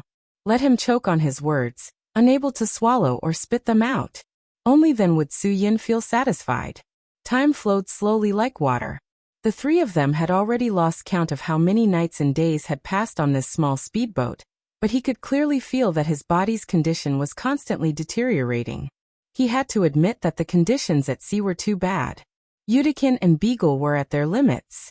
If the two of them had not taken turns steering the boat, and the others had closed their eyes to sleep for a while, they would have died a long time ago. It wasn't that they trusted each other, but that they had no choice but to trust each other. At this time, if they still didn't trust each other, then they would really give Suyin an opportunity to push both of them into the sea. Then, they wouldn't have any thoughts of hurting each other. Two people watching over Suyin was already the limit. If it was only one person, then they should just give up on this idea. Finally, after a few days and nights of torture, the voyage ended. When they were about a dozen nautical miles away from the island, a few well-equipped American soldiers rushed over in a speedboat to check on them. After confirming the identities of Yudikin and Beagle, Suyin and the other two were invited to the base. After arriving at the base, Yudikin finally breathed a sigh of relief. He did not break his promise. Other than not letting go of the restraints on Suyin's hands, he gave Suyin the best conditions he could. The best room to rest, hot water, and the most delicious steak. Finally, after a full meal and replenishing their energy, the three of them felt like they had been reborn. To be able to enjoy such a high standard of treatment from the enemy, Suyin could be considered to have a lot of face. Captain Yanlong, I promised you that as long as you cooperate, we can fulfill all your conditions, Yudikin said. Now that you're here, it's impossible for you to go back. I'll give you some time to think about whether you're ready to go back with us to see the general. Of course, this is also the general's idea. Beagle also said, Captain Yanlong, you're really suitable for our line of work. Compared to your job in Huaxia's special forces, your future is much brighter. Future? I really don't think you have much of a future. Su Yun said. You're so scared to stay in a slightly more expensive hotel. I'm afraid the general doesn't pay you much, does he? The two of them were speechless. They weren't movie stars, professional basketball players, financial elites, or nouveau riche. How were they supposed to stay in such a high-end hotel? That was a place only the rich had the right to go. Since the general wants me to think about it, then I'll think about it. Su Yun said. You should be able to rest assured staying in a place like this. The sea is everywhere, and I can't escape even if I want to. Aren't you going to let go of my hands? Stunned for a moment, Yudikin shook his head. That's not necessary. This is also the general's idea. Su Yun laughed. The general is really boring. Remember to pass a message to him for me. If he suspects me, don't use him. Since he's still suspicious of me, he'll definitely suspect me in the future. Then, why should I work for him? Although he said that, he cursed in his heart. Luckily, Bai Xiaoya had secretly hidden a thin piece of hair clip for him. Otherwise, he would have been tied up forever. After all, we both need time. You need time to think about it, and the general needs time to trust you, Yudikin said. Captain Yanlong, I trust you. I'm sure you won't let the general down. Yudikin felt that it was all thanks to Su Yun's plan that he was able to make it to the base alive despite his abdominal pain. Therefore, he owed Su Yun a favor. Bigger felt the same way. Captain Yanlong, I trust you too. Bigger didn't have any worries now. What he needed to do was to report to the general that Yudikin had killed Yanni. Yudikin seemed to have seen through Bigger's thoughts. As he asked Su Yun to go back to his room to think about it, he said to Bigger, Brother, it's time for the two of us to talk.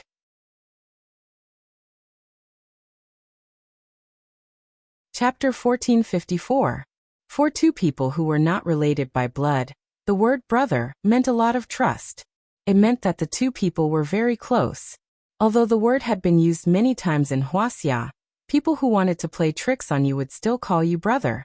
But to Yudikin and Beager, who were colleagues at most, it was quite sincere for them to address each other as brothers. So when Yudikin said that, Beager was a little surprised. He did not expect Yudikin to talk to him, and he did not expect Yudikin to call him that. This gave him an indescribable feeling in his heart, and he did not know how to describe it. Yudikin, I admit that there is a little misunderstanding between us, but I also believe that we can solve it well. It's better not to cause trouble in the base. You'll embarrass the general. In the end, Beager still could not trust Yudikin. He did not plan to talk to him in private. He still felt safer in a crowded place. If there's anything you want to say it here. Yudikin chuckled. Since you've said so, I won't force you. I just want to say that since we're already here, why don't we be honest with each other, and let bygones be bygones? On the way here, I know clearly what you've been thinking. I haven't exposed this layer of paper to you, because I want to bring Fiery Dragon here safely. What do you think I've been thinking? Beager could only chuckle helplessly. What do you think I've been thinking? You're overthinking it, aren't you? Yudikin, I know why you're looking for me. I'm not an idiot. I know what self-preservation is. Yanni is dead, and there's no way I'll tell the general about this. You don't have to worry about this at all. Yudikin was stunned. He didn't expect this guy to be so sensible. Since that was the case, Yudikin really didn't know what to say. Forget it, forget it. Since that was the case, you should be more magnanimous. With your words, we are brothers from now on. I wouldn't dare. However, Beager refused. Yudikin, your brothers have always been in a state of death. Haven't you noticed? None of those who believed in you had a good ending. You should think about it carefully. Why is that? Why did Yanni die? It was because he trusted you too much. Yudikin, you're the only person I don't dare to show my back to. I'm sorry. The corner of Yudikin's mouth twitched. He did not expect Beager to be so straightforward. His courage was worth encouraging. We are all the same. It's just that the way we do things is different. That's what the general said. He said that if we weren't the same kind of people, he wouldn't have taken us under his command. Don't overestimate yourself, Beeger. I've never thought of myself as noble, and I've never doubted the general's words. But there's one thing I can tell you clearly. You're different from the rest of us. I have no intention of doubting or slandering you. You can think about it yourself. If that's the case, then we have nothing to talk about, Yudikin said. He knew that although they were all under the general's command, the general did not give them a fixed division of their partners. However, in the field of special agents, many operations could not be completed by one person. Therefore, these people under the general's command slowly found their fixed partners. This was a kind of trust and tacit understanding between people. For example, Beeger and Yanni had this kind of partnership. Christian and Jefferson also had this kind of partnership. Even if they were assigned to carry out missions alone, they would still subconsciously walk together and work together. This was a habit of theirs, a habit that was impossible to change. It was also their fortune and fortune. As special agents, having a tacit understanding with each other was what they needed the most. However, Yudikin did not have a partner. He had always been alone. No matter what he did, no one would help him, and he would not help anyone. When he encountered danger, he did not trust a partner who could protect him. At the same time, no one would trust him and let him protect their backs. This was not a secret among the agents under General Ard. It was not an exaggeration to say that Yudikin really had almost no trust. Other than the general who believed in his personal ability, no one else believed in his character. After all, Yudikin was a guy who slaughtered their entire pirate ship just to survive. No matter where he was, such a person was a very dangerous factor. Originally, Yudikin wanted to use this opportunity and situation to throw an olive branch to Beeger, indicating that he could also be a trustworthy partner. He wanted to replace Yanni's position. However, before he could say anything, Beeger saw through his intentions and directly rejected him. This made Yudikin very unhappy, very unhappy. At this time, Suyin also thought of something. Once the two of them returned to the base, there was a possibility that they would tell each other everything. If that happened, he would be exposed and suspected. Suyin needed to be prepared to save himself. In his room, he secretly took out the thin iron hair clip from his pocket. Using all of his patience, he slowly tried to cut a small hole in the special material binding between his hands. Suyin only needed to cut a small hole. Once the structure of the binding rope was damaged, it would lose its original ability to absorb and increase its elasticity to effectively control experts. It would become an ordinary rope. Suyin could not let them find out, so he could not completely cut the rope. He still had to let them think that he did not have the ability to resist, so that he could break free at the most critical moment. This small project sounded simple. It was just a small hole, so of course it would be easy to cut. However, it was not that easy to do. The material of this binding rope was very special, and was quite resistant to wear. This was why Suyin had to use all his patience. As long as there was no one around, he would keep doing this. Blisters were already forming on his thumbs, and the binding rope had only been damaged on the surface. Suyin was prepared to welcome his own people at any time. However, he did not know what happened to Lin Gu and Yanjing. Not everyone could understand Suyun's thinking. That's right, Suyun's way of doing things was indeed enough to make the Americans not dare to admit it. It was also enough to make the Japanese mute and suffer a huge loss. However, this was an invasion after all. Huaxia had always been a man of steel. Not to mention the fact that he was now well equipped. Even back in the day, he had used a Xiaomi and a rifle to chase away the Japanese's aircraft cannons. However, that was a battle of self-defense. However, if Wan Guangxiao ordered people to go to Japan's Pingding Mountain Island to fight, that would be fighting in someone else's territory. No matter what the reason, it was a form of invasion. Huaxia's soldiers would not twist words and force logic. They would do whatever they wanted, and what they could and could not do. The rules were clear. Huaxia's soldiers would not let any country bully their Huaxia's territory, and they would definitely not invade any country in any way to fight. Even if he could confirm that Suyin was brought to Japan's Pingding Mountain Island by American agents, Wan Guangxiao could not make such a decision. As a Huaxia's soldier, he could understand his struggle and his dilemma. Su Yun could also understand, but Su Yun did not think of this step. His thoughts were all on how to teach General Adler a lesson, so he did not consider these things. Lin Gu could not understand. After all, he did not grow up in the Dragon Brigade. He was sent to Lu Xuanji's island by Wang Yi, and his identity was not a chivalrous hero full of justice. When he heard Wan Guangxiao look at the coordinates displayed on the map and say, "You can't go," he almost flipped the table on the spot. What kind of F***king logic was this? Lin Gu completely ignored the status of the chief and the elders and immediately scolded. "They can F***king capture people in our territory. Why can't we go and snatch them back?" However, Wan Guangxiao was very insistent. They could not do that. If they used robbers to rob Fuchang, and gangsters to deal with gangsters, then where were the principles of Huaxia's soldiers? This was a matter of principle. They could not go against it. Lin Gu left the Dragon Brigade and said, "F***ck your principles. If you don't save him, I will." "You talk about principles, I don't have any. I F***king know that my brother has been captured. If I don't save him, he will die." Wan Guangxiao wanted to get someone to stop him, but Lin Gu made up his mind and directly attacked. "Who the F***ck dares to stop me? I'm going to risk my life with him."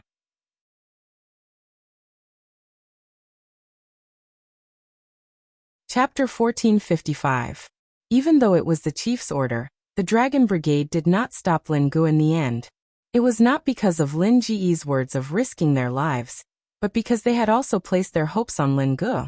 This time, everyone was surprisingly calm. This involved not only a simple matter of saving people, but also the nature of the battle. If they really went and burned down the secret base, with their status, it would be equivalent to invading. Every Huaxia citizen knew the faces of those bastards in the Japanese cabinet. Once they stabbed their American father in the back and admitted the existence of this secret base to the world, all the public opinion would shift to the nature of Huaxia's military operations. This would have a negative impact on the country and its people. The consequences would be unimaginable. This kind of responsibility was not something that anyone could bear if they wanted to, nor was it something that any of them were qualified to bear.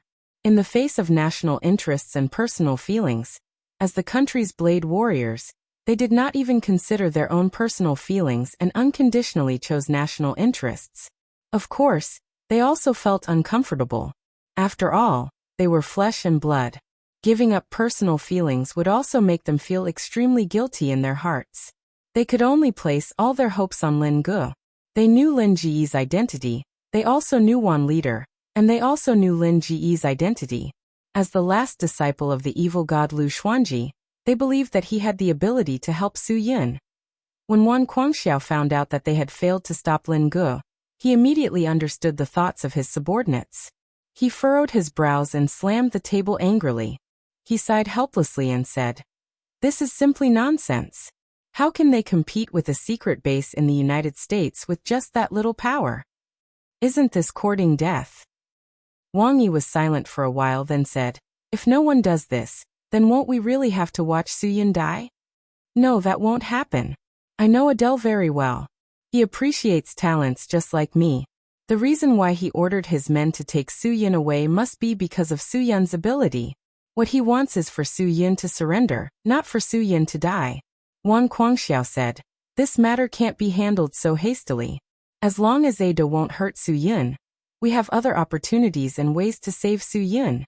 You know that, General Ada, but why don't you know Su Yun? Do you think Su Yun is the kind of person who will give in? It's impossible for him to give in." "What does this mean?" Wang Yi said helplessly.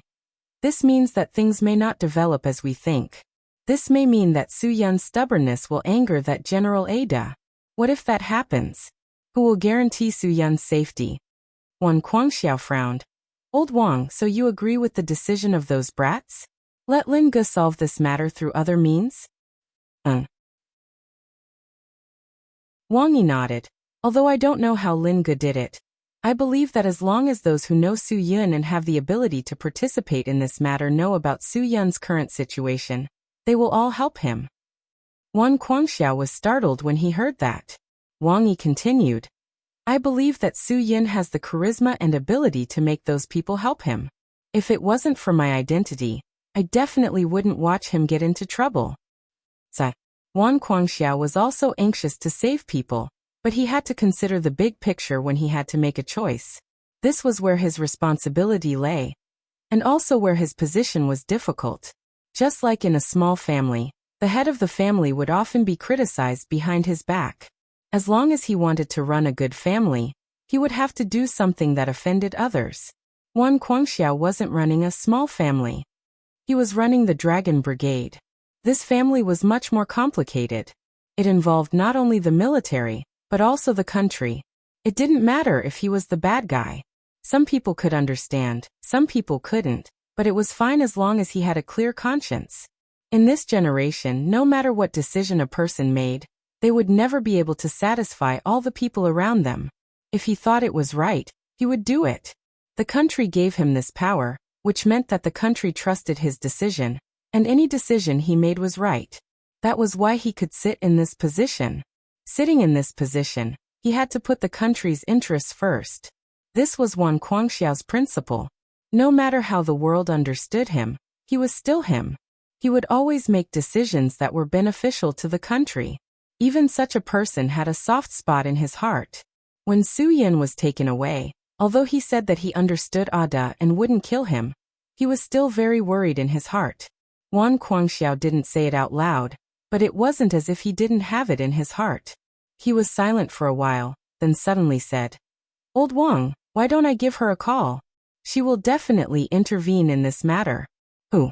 Wang Yi was stunned for a moment, but he quickly guessed that only this person could intervene in this matter, and make Wan Guangxiao feel completely relieved. You want her to intervene in this matter? Yes. Wan Guangxiao said. She won't ignore it. Wang Yi nodded. Yes, she wouldn't ignore it. This way he had nothing to worry about. Wang Yi's face suddenly relaxed. Why didn't I think of that? Lin Ge found out everything from Bai Xiaoye, so he contacted Su Yin. If we ask her for help, we don't have to ask. You and I both know that Bai Xiaoye is her daughter.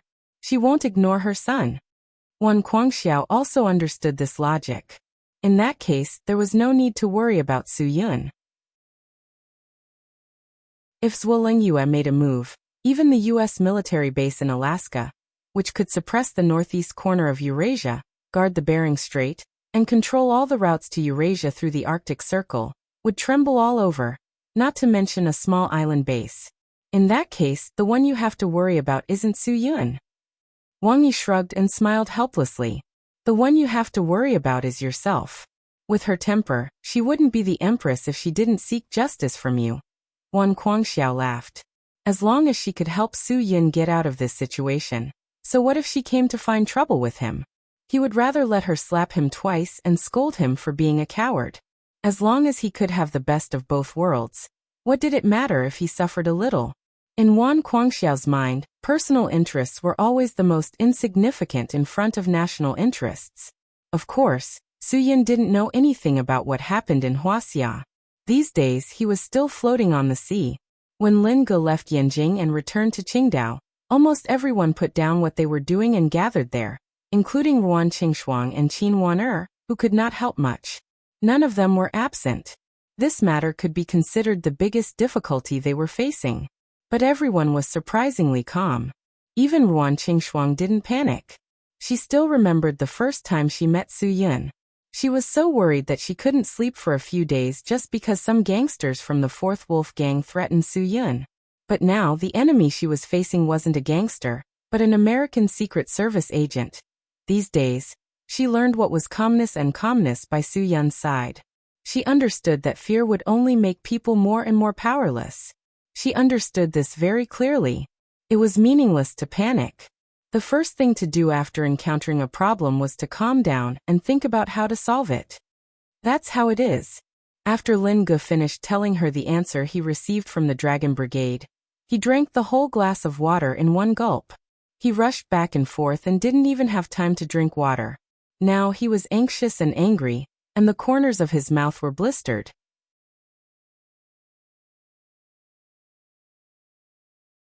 Chapter 1456. After hearing Lin Ji's explanation, the first to speak was Zhuo Meiyan. She snorted and said disdainfully, "These cowards.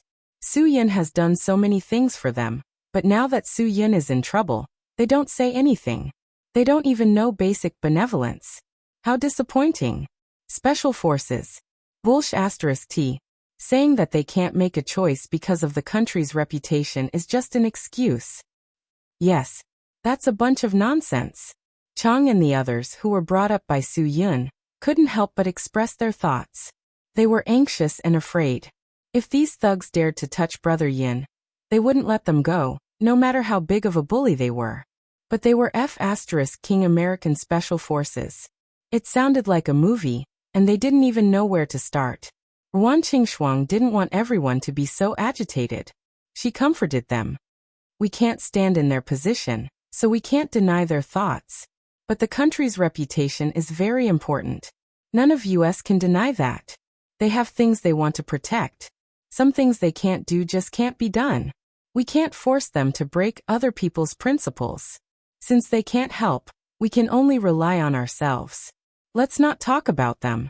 Lin Ge was still suppressing his anger. He couldn't let it out.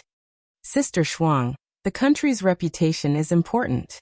But isn't my brother's life important? They're worried that the Japanese will use this as an excuse to say that we're invading. But we're saving people. We know it very well. We're doing things with a clear conscience. Is there anything wrong with that? Are we going to let my brother die because of a reputation? Be more auspicious with your words. Your brother won't die so easily." Cho Yun said coldly. This wasn't like her style. After being influenced by Ruan Qingshuang, Cho Yun became less impulsive. Lin Ge also wanted to slap his own mouth. His words were inauspicious, but even if he slapped himself 200 times, would Su Yun be alright? If he could, he would definitely do it without hesitation, but this was obviously impossible. Right now, everyone's mood was quite heavy, and their words were somewhat thorny. Lin Ge could understand this point. He knew that Cho Yun's words were not directed at him. Things might not be as bad as we think. Qin Wan analyzed the situation rationally. Through the way things have developed, we can already prove one thing. The other party will not easily hurt Su Yun. What they wanted was Su Yun's ability, not to hurt him. So let's all relax. Such a tense atmosphere won't help us at all. Lin Ge said, "Sister Wana, you're right. They won't hurt my brother easily, but if we can't save him in time, my brother won't cooperate with them. The consequences are not something we can predict. Since we're going to save him, if their people won't go, we'll go." Yi Farah said, "No matter how dangerous it is, we won't let go of any opportunity. They can't go because of their status in the army. They say it's an invasion, but we can go, right? We're not the army. The Americans can send agents to Huaxia to capture people. If we go to an island in Dongying to save people, we won't be in the wrong, right? I like the sound of that. If no one is going to save him, we'll go ourselves." Zhuo Meiyan agreed. "I definitely won't let Su Yun be locked up by them. If we save Su Yun from now on, he will have nothing to do with that bullshit Dragon Brigade. There's no point in him going back to a team that doesn't even care about his life." Everyone was still quite agitated. Chang had never participated in anything dangerous. Brother Yun knew their level, and would always ask them to retreat to the side to do odd jobs. But not this time. Although they only had basic skills, they had to advance and retreat with everyone. "No matter what you decide, I'll support you. Even if you ask me, Chang, to die as cannon fodder, I won't say a word. There must be Dongying devils there. If we go there and kill one, we'll break even. If we kill two, we'll make a profit." The three tigers of Nanchang also expressed their views. "Our grandfathers fought with the Dongying devils in wars. As their grandsons, we can't be cowards. Their national hatred and family hatred were all out. It seemed like there was no way to stop them from making this decision. These people didn't lack experts, but there were also ordinary people. But if they really acted rashly, whether they could save Su Yun was another matter. How many of them could come back alive?" Ruan Qingshuang was really worried. "I know that each of you has made your own decision," Ruan Qingshuang said. "What I want to say is, if one of you wants to save Su Yun, you have to bring me along." Her words stunned everyone. No one had considered bringing her along. Zhou Meiyan was the first to object. That won't do, only one of us can go. One of us has to stay behind to deal with Sky Entertainment. If we have to go, it has to be me. Even if you go, you won't be able to help. Zhou Meiyan is right. You can't go, Yifala said. When we're not around, there are a lot of things that you have to manage. Leave Su Yun's matter to us. We promise you that even if we have to exchange our lives for Su Yun, we will bring him back. Why? Ruan Qingshuang said. Why can't I go? If I have to exchange my life for his, then my life is also a life. I can't just watch you go to a place that I don't know anything about. This time, no matter who tries to stop me, you can't stop me. If you want to go, then I want to go too. Don't try to stop me. With Ruan Qingshuang's words, the atmosphere was once again suppressed. The impulsive voices from before all quieted down. Ruan Qingshuang slowly opened her mouth. I understand Su Yun. I believe that you all understand Su Yun as well. Have you ever thought that if any one of your lives were used to bring him back, he would live in self-blame for the rest of his life? He's different from others. His emotions are very sensitive. Everyone was silent. Facing Ruan Qingshuang's words, they didn't know what to say. We definitely won't ignore this matter. However, I hope that we can all calm down and use the calmest method to resolve this matter.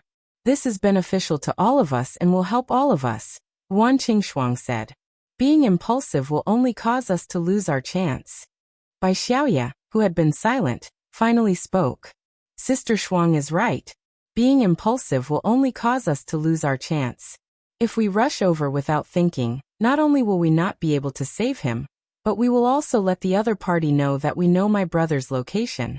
That way, we will have even less of a chance. I don't agree with meaningless sacrifices, so I hope that all of you can calm down. The problem was that calmness couldn't solve the problem. Everyone wanted to calm down, but how could they calm down? How could they calm down? Sister Shuang, calm everyone down. I will deal with this matter. Bai Xiaoya's expression was very calm. She wasn't joking when she said that she had a way. She really had the ability to do so. Basically, everyone present knew Bai Xiaoya's identity and the woman behind her who was at the peak of strength. If Zhuo Lengyue, the Empress, stood out and said something, using the words of Master Jin Yong, no one in Jianghu would dare to disobey her. However, those who knew Bai Xiaoya's identity also knew about her relationship with her Supreme Mother. Would she be able to speak up? No one knew this, so this topic had never been brought up. Now that she had brought it up herself, who knew what she was feeling in her heart? However, for Su Yun, for the only family in her heart in this world, she had no choice but to do so. Xiaoya, don't force yourself. We all understand. Ruan Qingshuang said faintly. She had experienced this feeling in the past. Bai Xiaoya smiled. Sister Shuang, don't worry about me. Persuade everyone to calm down. With that, Bai Xiaoya turned around and left. Everyone's eyes followed her until she disappeared from sight.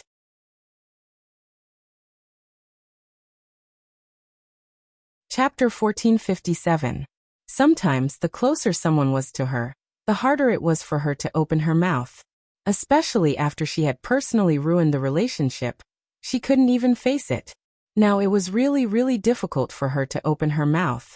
Sometimes, people had to admit that the closer a person was to them, the harder it was to make up for it once they were hurt. The closer a person was to them, the sharper the cracks would be. Every time someone touched a person, they would feel a heart-wrenching pain. This kind of pain that didn't seem to leave any traces was often the sharpest sword. After leaving everyone, Bai Xiaoya stayed in the room alone for a while before she finally mustered up her courage. She knew that no matter when she dialed that number, her mother, whom she had called Master for 20 years, would pick up immediately. The moment the call connected, Bai Xiaoya, who had thought of more than 100 opening lines, was suddenly at a loss for words. She didn't know what to say. Should she greet her, address her, or apologize for disturbing her rest? No matter what she said, Bai Xiaoya felt as if her lips were sealed with wax. She just held the phone in silence, completely at a loss. Most people who received this kind of call would think that it was a harassment call, and would definitely hang up. Bai Xiaoya was prepared to hear the busy tone, but a simple greeting came from the phone. Xiaoya? How have you been recently? Bai Xiaoya didn't know how to answer. To be honest, after leaving her, Bai Xiaoya had to start all over again. It couldn't be considered good because the price she paid was too great. However, she had been taken care of by Su Yun and his many friends. She really didn't suffer any grievances, so it couldn't be said that she wasn't doing well. Pretty good. In the end, Bai Xiaoya chose to be perfunctory. She deliberated for a long time before deciding on how to address her. Master, something happened to Su Yun. I want to ask you to help me. The word master made Zhuolengyue, who was on the other end of the phone, instantly tear up. Tears gushed out from the corners of her eyes like spring water, sliding down her delicate cheeks and falling to her chin. Zhuolengyue felt both gratified and heartbroken. She didn't know how to describe this complicated feeling. What happened to Su Yun? He was taken away by a special agent under General Adler. He's currently being controlled at a secret military base on the southeast side of Tokyo's main island. Bai Xiaoya didn't have anything to hide. Since she had already spoken, she might as well tell him everything. Zhuolengyue frowned. Based on her understanding of Su Yun, with Su Yun's strength and intelligence, it wouldn't be easy for him to be subdued by others. Even if he lost to his opponent, it wouldn't be so easy for his opponent to control him and take him to such a faraway place. There must be something fishy about this. He was captured. There must be a reason. Yes. Bai Xiaoya said indifferently. He did it on purpose because he exchanged himself for another hostage.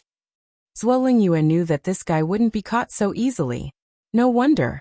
It turned out that he was acting bravely for a just cause again. This time he actually got himself involved. And then he didn't manage to get away? That's why he was taken away. He planned it himself. He wanted those two special agents to take him to their secret base. He wanted to use this opportunity to destroy that secret base. Bai Xiaoya said. That's why he planned to be taken to that base by those two special agents. He also thought of a way to pass the message to me midway so that I could help him. Zhuolengyue smiled. Silly child. The opponent is an American special agent. This must be a conflict with the Dragon Brigade. He thought of a way to pass the message to you so that you can pass the message to their troops. This is something that their troops should deal with. You don't need to worry. With the Dragon Brigade's strength, it's not difficult to attack a military base. Don't worry so much. Just pass the message. Bai Xiaoya was silent for a moment. Zhuolengyue didn't hear a reply, so she asked again. You can't contact them? I'll help you contact them. No, Bai Xiaoya said. Bai Xiaoya said. We've already passed it on. He also asked us to pass it on to the army. But Bai Xiaoya felt her chest tighten. She paused for a moment before continuing. But the army said they can't interfere in this matter. Zhuolengyue's temper wasn't as gentle as her appearance suggested. She frowned immediately. What does the Dragon Brigade mean? Something happened to one of their men and they don't care? This is not their style. Xiaoyi, is there something wrong between the two of you? Although I don't know the Dragon Brigade's Wan, I believe that he's definitely not a heartless person. Zhuolengyue found it unbelievable, because she didn't know Wan Guangxiao. Those who truly knew Wan Guangxiao would definitely understand why he didn't save Bai Xiaoya. There's no mistake. Bai Xiaoya continued. It's because my brother is locked up in a military base on an island in Japan. Once they send out their troops, they will be accused of invading. This will severely affect their reputation. It will affect the country's reputation. And it will bring about serious consequences to the world's public opinion. Zhuolengyue tried her best to suppress the anger in her heart. Just because of this little bit of public opinion? Just because of this little bit of reputation? Wan Guangxiao, you old bastard, you're really a jerk. Wan Guangxiao knew that when he made that decision, he would be criticized and scolded by everyone who knew about the situation. However, he still insisted on doing so. He also scolded himself for being too cruel in handling this matter. However, he really didn't have a second choice. I have to ask for your help. I don't want to see these loyal people around me sacrifice themselves for Su Yun. Bai Xiaoya said, Master, I beg you please help him. Of course, Zhuolingyue wouldn't ignore this matter. Even if Bai Xiaoye didn't beg her, she wouldn't ignore this matter if she knew about it. It didn't matter if she was Su Yun's stepmother or not. Just because Su Yun was that man's son, she wouldn't let others bully him. Wan Guangxiao, you want face and reputation. You think about the country because your identity is different and you have a high position. But I, Zhuolingyue, am different. I am me. Even the heavens can't control what I want to do. Even if she blew up Dongying Island, she would let whoever dared to say a word about her sink to the bottom of the sea like Dongying Island. Of course, I won't watch my daughter's only brother get bullied. When Zhuolingyue said this, her killing intent was already rising. However, these words were very heartwarming in Bai Xiaoye's ears. Bai Xiaoye knew that it wasn't that Zhuolingyue didn't want to acknowledge her as her daughter. She also had her own difficulties. Although she called her master for 20 years, in all fairness, there was no difference between her master and her mother. The only difference was the way she addressed her. That was all. Mom, thank you. Bai Xiaoye changed the way she addressed her. Although her voice was very soft, it was like a bolt from the blue in Zhuolingyue's ears. Happiness came too suddenly. Zhuolingyue, who was recognized as the supreme empress of Huaxia's underground world, actually had a time when she didn't know what to do. It was because this form of address was too wonderful. She had never experienced this kind of happiness before. Only at this moment did Zhuolingyue realize that a form of address was so important. Bai Xiaoye was angry with her for a reason.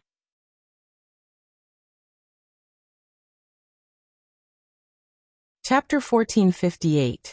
Although the island on the southeast side of Japan was small, it had everything. Su Yun had a basic understanding of the island after staying there for a day. The island was not big, at most 100 square kilometers. That was not a concrete description. For example, it was about the size of a county city, and it was only a matter of a few kilometers. Even an elderly man would not take more than 3 hours to walk around the island. Most of the island was covered by mountains and forests. There was almost no empty space. Only the command post of the base was in the middle of the island, hidden by the forest along with a small airport. The bottom of the mountain was a completely different world. The entire bottom of the mountain was almost hollowed out.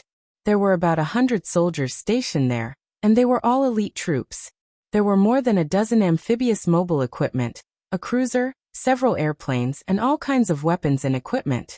If Su Yun guessed correctly, the garrison here was definitely a mobile force with quick reaction. If something happened on the west side of the Pacific Ocean, such a hidden military base could react quickly and catch the enemy off guard. Of course, with such a scale, it could only be considered a small base. Since it was a secret base, it could not be hidden if it was too big. Therefore, this place was probably more of a transfer point for the American agents. Because in the day that Su Yun stayed on the island, he saw 3 agents enter the island and go out to sea. There was also one who was picked up by a plane after arriving. Yudikin, you have been here long enough. Haven't you thought about it? The Major General of the American Army should be the highest commander of the island. He welcomed the entry and exit of any agent, but he did not welcome any agent to stay for long. From his expression, Su Yun could see that he wanted to chase them away. Major General, do you think we want to stay here? We have no choice. General Ade asked us to give Captain Yanlong some time, Yudikin said. I hope you can understand. The Major General did not avoid Su Yun's words. He was a man of character. It's not that I don't understand you. This is our principle. The longer you stay in my transit station, the more dangerous it will be. We all know this simple logic, but if you think I'm thinking for all of us, then don't. Yudikin Beager, I'll always welcome you back, but this time, you've stayed long enough. Bigger frowned. Major General, if I remember correctly, there's an unwritten rule in your secret base transfer station. The transfer agents must complete the transfer within 24 hours as much as possible. We haven't even been here for 24 hours, have we? Even if there is, we can't leave now. General Ade needs Captain Yanlong to stay here for one more day. This is the time we need. Yudikin argued as well. They needed to rest. Only here could they sleep peacefully without worrying about their companions' schemes, or Su Yun's escape. One day was not enough for them to recuperate. The Major General was also very helpless. Since General Ade said so, I will definitely obey the order. But what I want to say is that if anything happens to the base because of your long stay, you will have to take full responsibility. Yes. Yudikin nodded. Beager and I will take all the responsibility. If anything bad happens to the base because of us, Beager and I will take full responsibility. Take what responsibility? It's not our problem. Why should we take responsibility? Beager said. This transit station was set up because of our existence. Since when did we have to listen to the arrangements of the garrison on the island? Major General, I advise you to think clearly. Your attitude towards us is the same as your attitude towards General Ade. The Major General straightened his body. Don't use the general to suppress me. No matter who it is on this island, they have to follow the rules. I'm giving the general face, so I'll let you stay for one more day. If anything happens in the next 24 hours, I will take responsibility. If you don't leave after 24 hours, if anything happens, it will have nothing to do with me. Yudikin laughed. No, from now on we will take responsibility. Beager frowned. He was puzzled. Was Yudikin stupid? Why did he have to take responsibility? Wasn't this just asking for trouble? Do you like to take responsibility for others so much? Major General, you were assigned to this place because you have to take responsibility. The Major General shook his head and ignored them. He directly left. Every time an agent entered the island, he would have to bear a corresponding responsibility. This was why he hoped that these people would leave as soon as possible. As long as they left, it would mean the end of a responsibility. He just wanted to work hard and not make any mistakes. He wanted the higher-ups to see his attitude and ability. This way, he could leave this small military base earlier and take up a post in a bigger fortress. As a Major General, this wasn't much of an ambition. It was just a pursuit of his career. After seeing the Major General leave, Yudikin said to Beager, "So what if you take responsibility? This is a godforsaken island, and no one knows about it. What can happen? What responsibility can you take? Sometimes you can't be too stubborn. If we don't take this chance to rest and recuperate, the sooner we go back, the sooner we can start our mission. I don't want to work with such a tired body."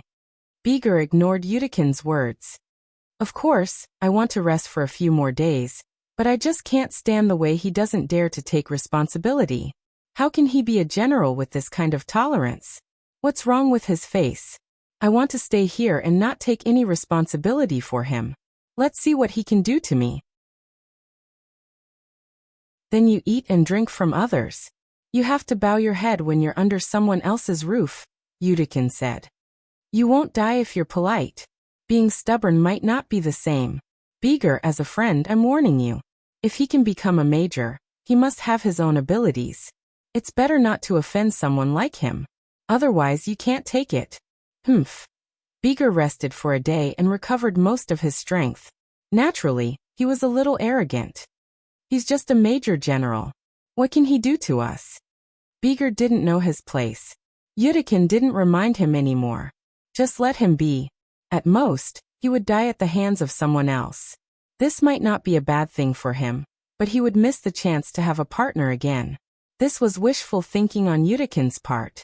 Beager would rather die than be partners with someone who would shoot him in the back at any time. The quarrel also piqued Su Yun's interest. The safer they thought it was, the more likely it would be a big problem if something happened. Looks like it's because I'm here that I've caused trouble for you and the Major General's hatred for you. Why don't we leave tonight? You guys should go back and report to the general about the situation here. Tell him that he doesn't welcome you.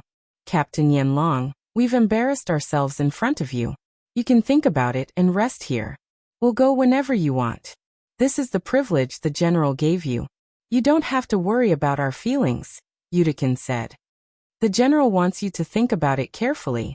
Once you see the general, you have to give him an answer. The general is a straightforward person. Su Yun smiled. No matter what answer I give, I'll go see him, right? Yes. Yudikin's expression became serious. But you have to think about it carefully. Your two different answers will lead to two different outcomes. Obey, and you will get everything you want. Fame, status, power, money. But if you resist, I won't say much. With Captain Yanlong's knowledge, you'll definitely be able to figure it out. Su Yin smiled. If that's the case, resisting the general is not a wise choice.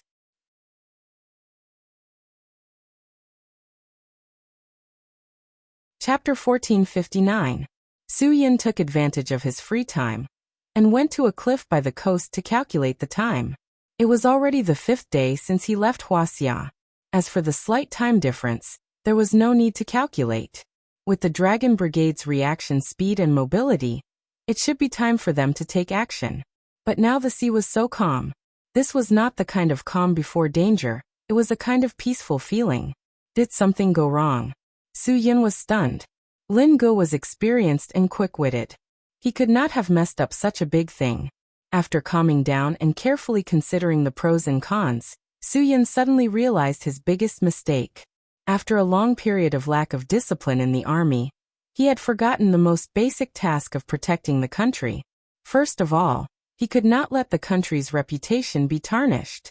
And this time, if the Dragon Brigade really arranged to cooperate with him to attack the secret military base, they would have to bear the risk of being accused by the Japanese of invading.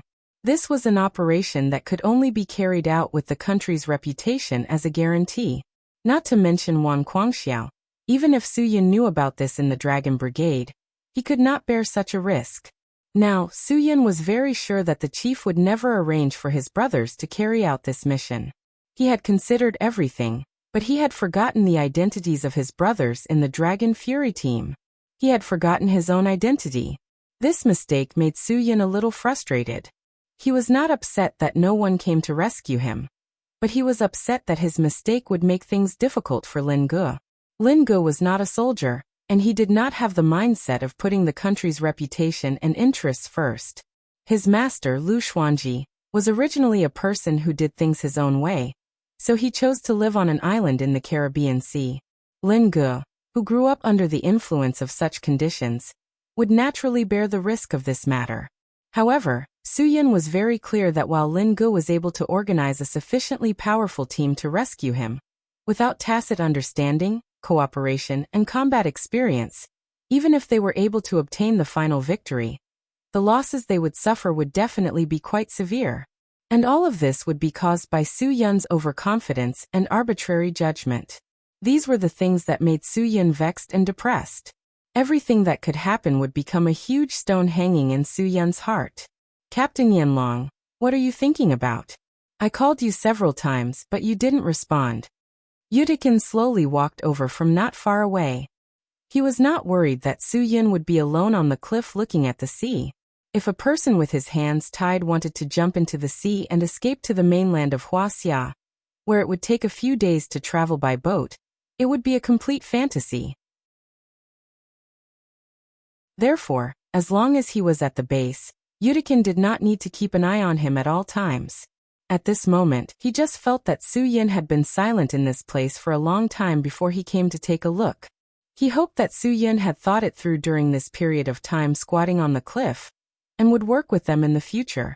Then he would also invite Matthew back to the United States to provide efficient services for their agents. However, Su Yin did not look like someone who would be easily convinced, let alone someone who would bow down so easily. Yanlong, if you don't mind, can the two of us put aside our differences and have a chat? Yudikin smiled slightly. I don't know why you're so obedient to us. At first, I was worried, but then I suddenly realized that you wanted to see the general. That's why I brought you back here. I've been honest with you. Can you also talk to me about why you want to see the general? Su Yin smiled faintly. As a special agent under General Ade, he wasn't that stupid. It was within Su Yin's expectations that they would be able to see through this. You want to know why I want to see the general? Then if I answer you, will you believe me? Yudikin was stunned.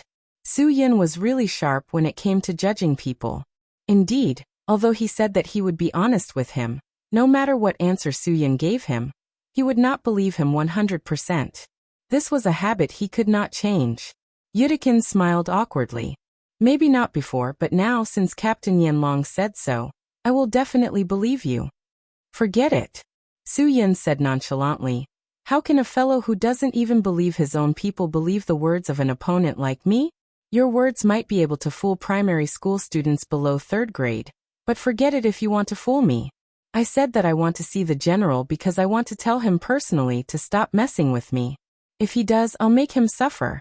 Do you believe me? Yudkin was once again speechless by Su-yun. Of course he did not believe him. This was obviously Su-yun's joke. However, Su-yun was telling the truth. Su-yun wanted to use Yudkin and Beagle's contact information to contact General Ade through the base's videophone after destroying the base. He wanted to tell him exactly what he wanted to say. That's why it's useless for me to tell you. Even if I did, you wouldn't believe me. Su-yun waved his hand and sighed. If he had to choose between the pros and cons, the special forces would not come. Therefore, Su-yun's wish might not come true at all. This made Su-yun very uncomfortable. It was as if there was a fish bone stuck in his throat. He could not spit it out or swallow it. Yudkin laughed. Then I believe you. However, I want to tell you that your wish will never come true. Because the one who will suffer is you, not the general. Captain Yanlong, if you don't have the upper hand, you won't even have the chance to say these words. Su-yun laughed bitterly. Yes, I won't even have the chance to say these words. That would be a joke. Su-yun was in a terrible mood. He wouldn't regret it if he ended up in a hopeless situation because of his own error in judgment. A man had to be responsible for all his decisions. This was called taking responsibility. If his brothers and friends died because of his error in judgment, that would be a sin. He had been trying to find a way to contact them on the cliff, but there was nothing he could do. There was nothing he could do. This was a dead end. He had no chance to regret his move. One wrong move would lead to many wrong moves. In the end he would fail. Su-yun understood this simple logic better than anyone else. There was nothing he could do. What kind of person is General Ade in your eyes? Su-yun asked calmly. Yudkin thought for a moment. If you ask me, the general is a great person in my eyes. He is my benefactor. He gave me a chance to live, gave me meaning to live, gave me identity, gave me status. He is a person who gave me everything. Perhaps in the eyes of many, he is sinister, despicable, and cunning. But in my eyes, he is the greatest person to me. Su-yun nodded. No one would be recognized by everyone. And no one would be despised by everyone. No matter how great a person was, there would still be people who looked down on them. No matter how poor a person was, there would still be people who respected them. The heavens were fair. Just like the gambling match between Su-yun and General Ade. He kept winning, but in the end he realized that he could not use his cards. Then he lost miserably.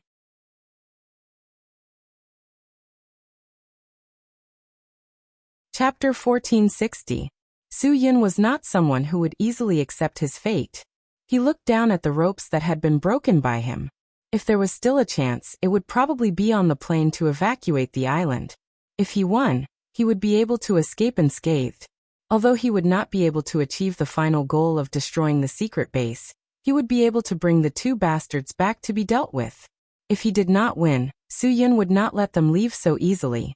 Once he broke free, the other party would definitely be in shock. If he could not win, Su-yun would at least take them down with him. He would not let them leave just like that. On the day he officially became a member of the Dragon Fury team, Su-yun knew that he would have to be prepared to sacrifice himself at any time. He was not afraid of sacrifice, but he was afraid of how many people his sacrifice would bring pain to. Su-yun was no longer the fearless person he used to be. After going through life and death, he realized the importance and significance of himself to the people around him. He could no longer face problems with the mentality that he did not care about anything. It was just a life, and after 18 years, he would be a hero again. Su-yun clearly realized that his responsibility had increased. His life was not only his own, but also the life of many people. Faced with such a choice, Su-yun suddenly realized how insignificant a person's power was. He had no ability to fight against fate at all. If he underestimated his own life and did anything irrational, it could not be called brave or meaningless. It was just an irresponsible behavior.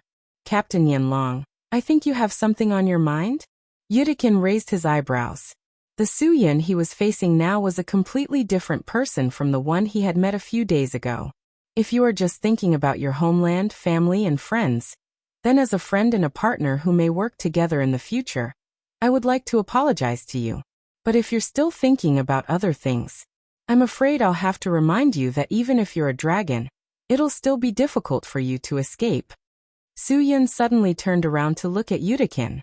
The coldness and domineering look in his eyes made Yudikin's heart skip a beat. He had seen this look before when he had attacked their captain. The captain, who had been drugged and unable to move, had used this look to bid farewell to him. This was not a good memory. Yudikin took a step back, his entire body tense. He was ready to fight at any time. Even if Su Yun's hands were still not free to move, he would not underestimate him and would not let his guard down. Flame Dragon, what's wrong? Do you really want to test how capable you are? Don't forget, this is our secret military base in Dongying. No matter how big of a commotion we cause, no outsiders will know. Do you understand? Su Yun still didn't answer. He was struggling in his heart. What should he do? It was impossible for the Dragon Brigade to send out troops. He would have to rely on his own judgment for this matter. You've seen the attitude of the Major General. He's been rejecting us, worried that we'll cause trouble for him. If you really want to cause trouble, you'll be disgracing me and Beagle, Yudikin said. Yudikin said, when the time comes, if the Major General wants to make you suffer, the two of us won't have the face to speak. Su Yun, you must think carefully. If you act on impulse, you'll be the one at a disadvantage. Seeing that Su Yun still had no intention of relaxing, Yudikin became even more nervous. This is a secret base on the island. The underground prison, the water prison, any of these places can make you beg for death. Listen to me, give up if you have to. Su Yun was on guard, not because of Yudikin, but because he felt something. However, he couldn't pinpoint what it was. It was a strange feeling of threat, as if there were many invisible mysterious forces surrounding him. At the same time, this threat made him feel strangely safe. Vaguely, Su Yun felt a little excited, and the blood in his body began to boil. Yinlong, do you understand what I'm saying? No matter what happens here, no one in this world will know. Even if you die here. Because this is our secret base. Facing Su Yun in this state, Yudikin couldn't remain calm at all. The invisible pressure made him anxious and uneasy. Stop pretending. Come back with me. Shoo. A whistle pierced through the night and drilled into their ears. 10 meters away, a figure appeared out of thin air without warning. Su Yun and Yudikin looked over in surprise, but neither of them could see the figure in the dark. Who's there? Yudikin was on high alert, but he had complete trust in their secret military base. He believed that this person could not be an outsider, and must be someone from the underworld. If it was one of the soldiers on the island who was joking with him, he would definitely reprimand him. But if it was one of the Japanese soldiers who worked for them on the island, he would break his neck immediately. Is your island really as secret as you say? The figure spoke in fluent Mandarin, causing Su Yun to tremble. At the same time, it also shocked Yudikin. That was impossible. Other than Su Yun, there shouldn't be any Huaxia people on this island. The figure completely ignored Yudikin's shock and continued to ask, if something happens here, will the world really not know? You Americans are really naturally confident. Aren't you afraid that your Japanese lackeys will expose you? Yudikin's mind couldn't process this person's question at all. He still couldn't figure out how the person in front of him came to the rocky cliff on the coast. One had to know that in order to escape from the eyes of two experts like him and Su Yun, one's speed was definitely not something an ordinary person could imagine. Unless this person's explosive power was faster than a bullet. Could you be lightning? Su Yun's voice was filled with disbelief and amazement. In this world, the only person who could be so fast was probably the all-powerful lightning Ling Feng from 10 years ago.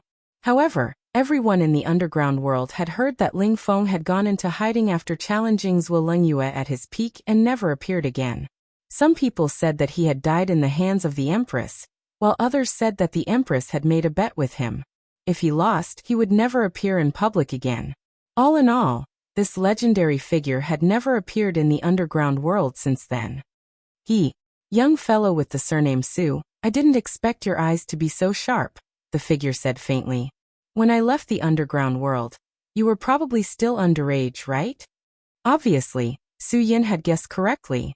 The other party was indeed the all-powerful Ling Feng from 10 years ago. He was called Lightning because almost everyone who had fought with him had been defeated before they could even see his moves. His stealthy movements were even more frightening. In that era, there was no one who didn't know of Ling Feng's name. Many years later, his influence still existed. Many people said that he was the embodiment of the truth. In the world of martial arts, only speed is invincible. However, as time passed and new talents surged in the past 10 years, people gradually allowed Lightning Ling Feng to walk out of their memories. Today, this legendary expert was actually standing in front of him without any warning. Su Yun's shock was inevitable, because when he was a teenager, he used to idolize Lightning Ling Feng. Yudikin realized that the seemingly invincible secret military base had undergone a major change. The guy who had suddenly appeared in front of him was definitely a very troublesome person. He had to strike first to gain the upper hand. Just as Yudikin was about to make his move, hysterical screams came from the base command center. Soon, the entire base was in chaos, and the fuel depot was immediately detonated. The originally small island glowed a bright red under the illumination of the fire. This small island that had been hidden quietly for who knows how many years had finally ushered in the day of its own bloody disaster. Young fellow, can you handle this? We're here to save you. You can't just sit back and do nothing, right? Ling Feng had unknowingly approached. Su Yin did not expect him to look so young. He looked to be in his early 30s. You can handle this yourself. I still have to go down and report that you're safe. I won't accompany you. F***CK. This guy was really a maverick. Su Yin was sure that he could see that his wrists were bound, but he did not intend to help him. He even went to report that he was safe. However, Su Yin was more curious about something. Who are you going to report to? Isn't that obvious? Do you think there's anyone in Huaxia's underground world who can order your brother Feng around? Ling Feng said and disappeared in a flash. Yudikin, who was about to attack him, was almost blinded. Attacking first to gain the upper hand? Yudikin really should thank God that he did not let the other party attack him. He was too fast, so fast that he almost did not see anything.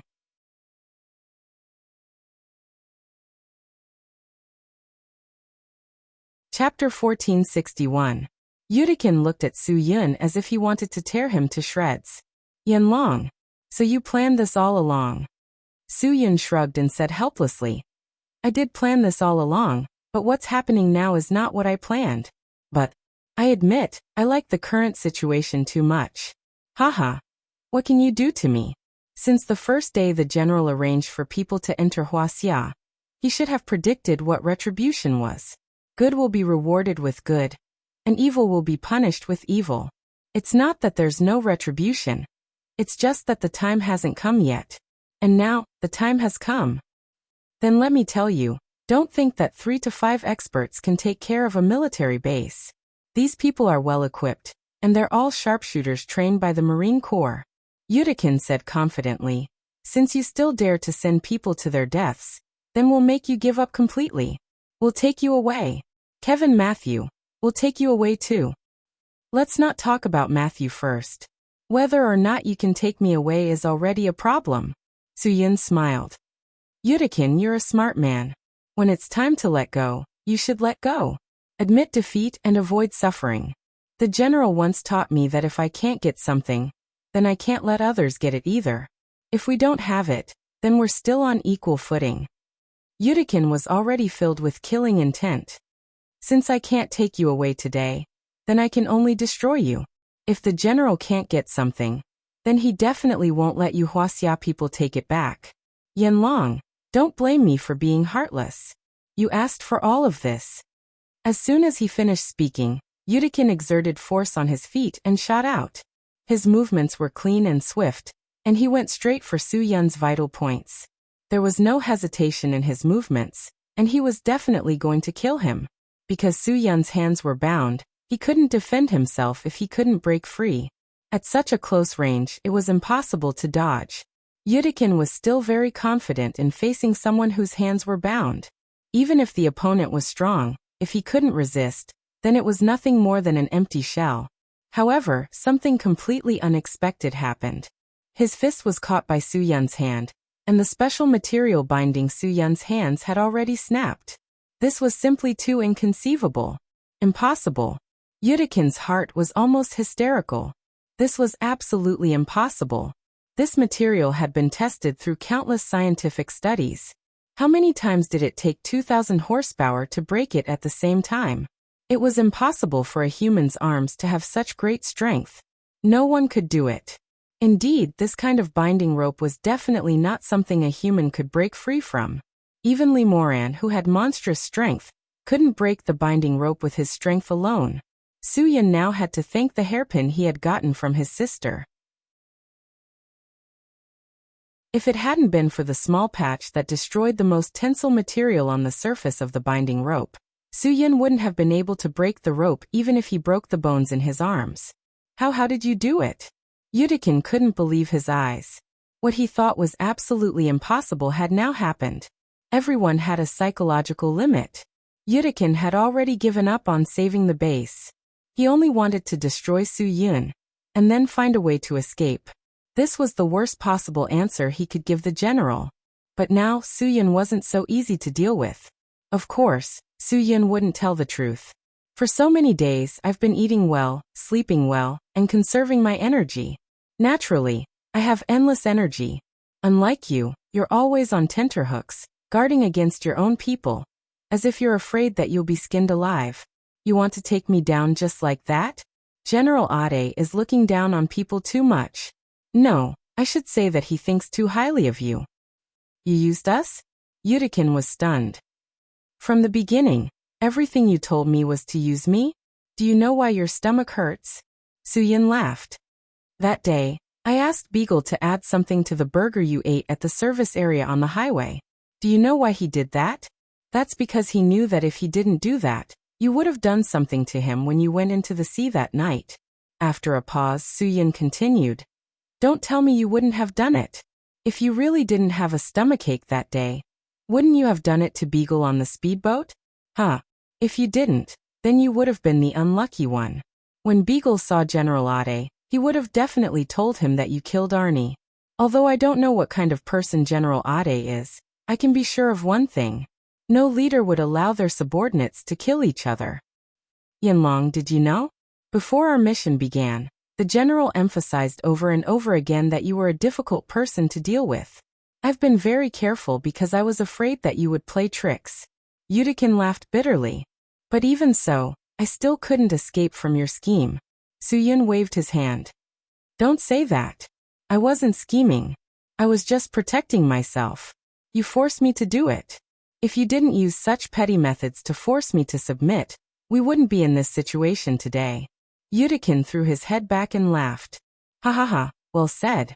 Indeed, everything that happened today was because of my own actions. Yanlong, now that there's only the two of us here, let's have a fair fight.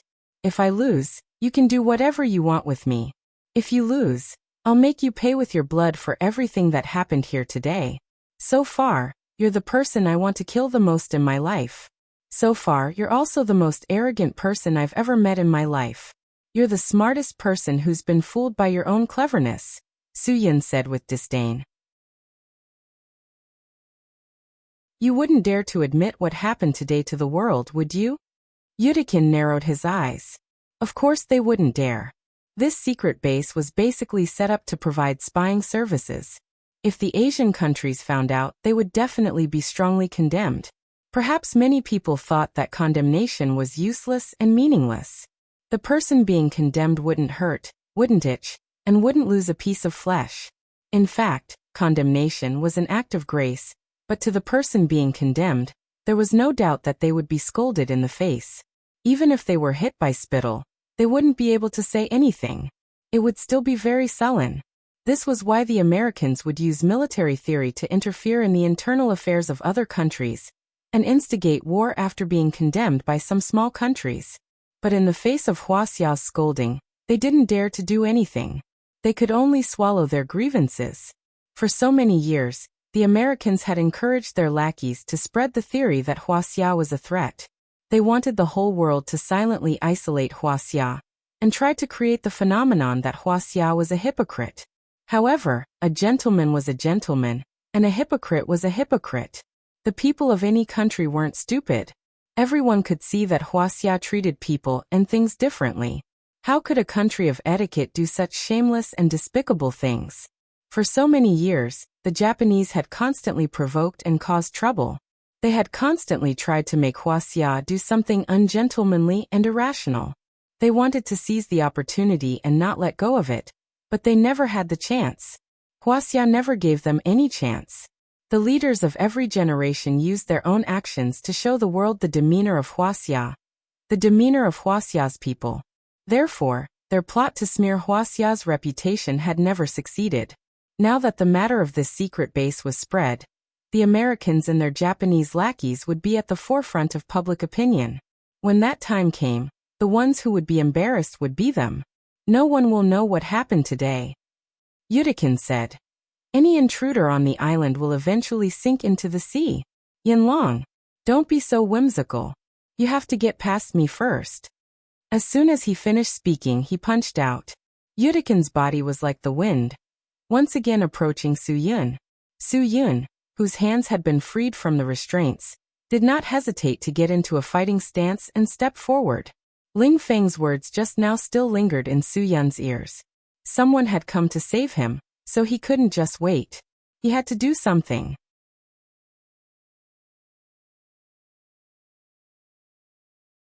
Chapter 1462. Su Yun knew that this was his own business. Su Yun did not have the habit of letting others wipe the mud off his heels.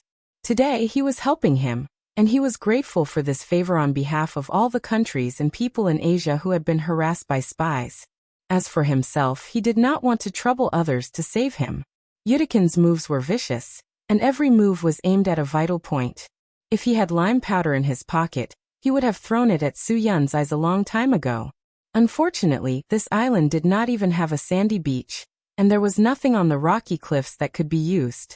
If Yudikin could only rely on some of the vicious moves he had learned in his early years to deal with Su Yun, he would not be able to do so.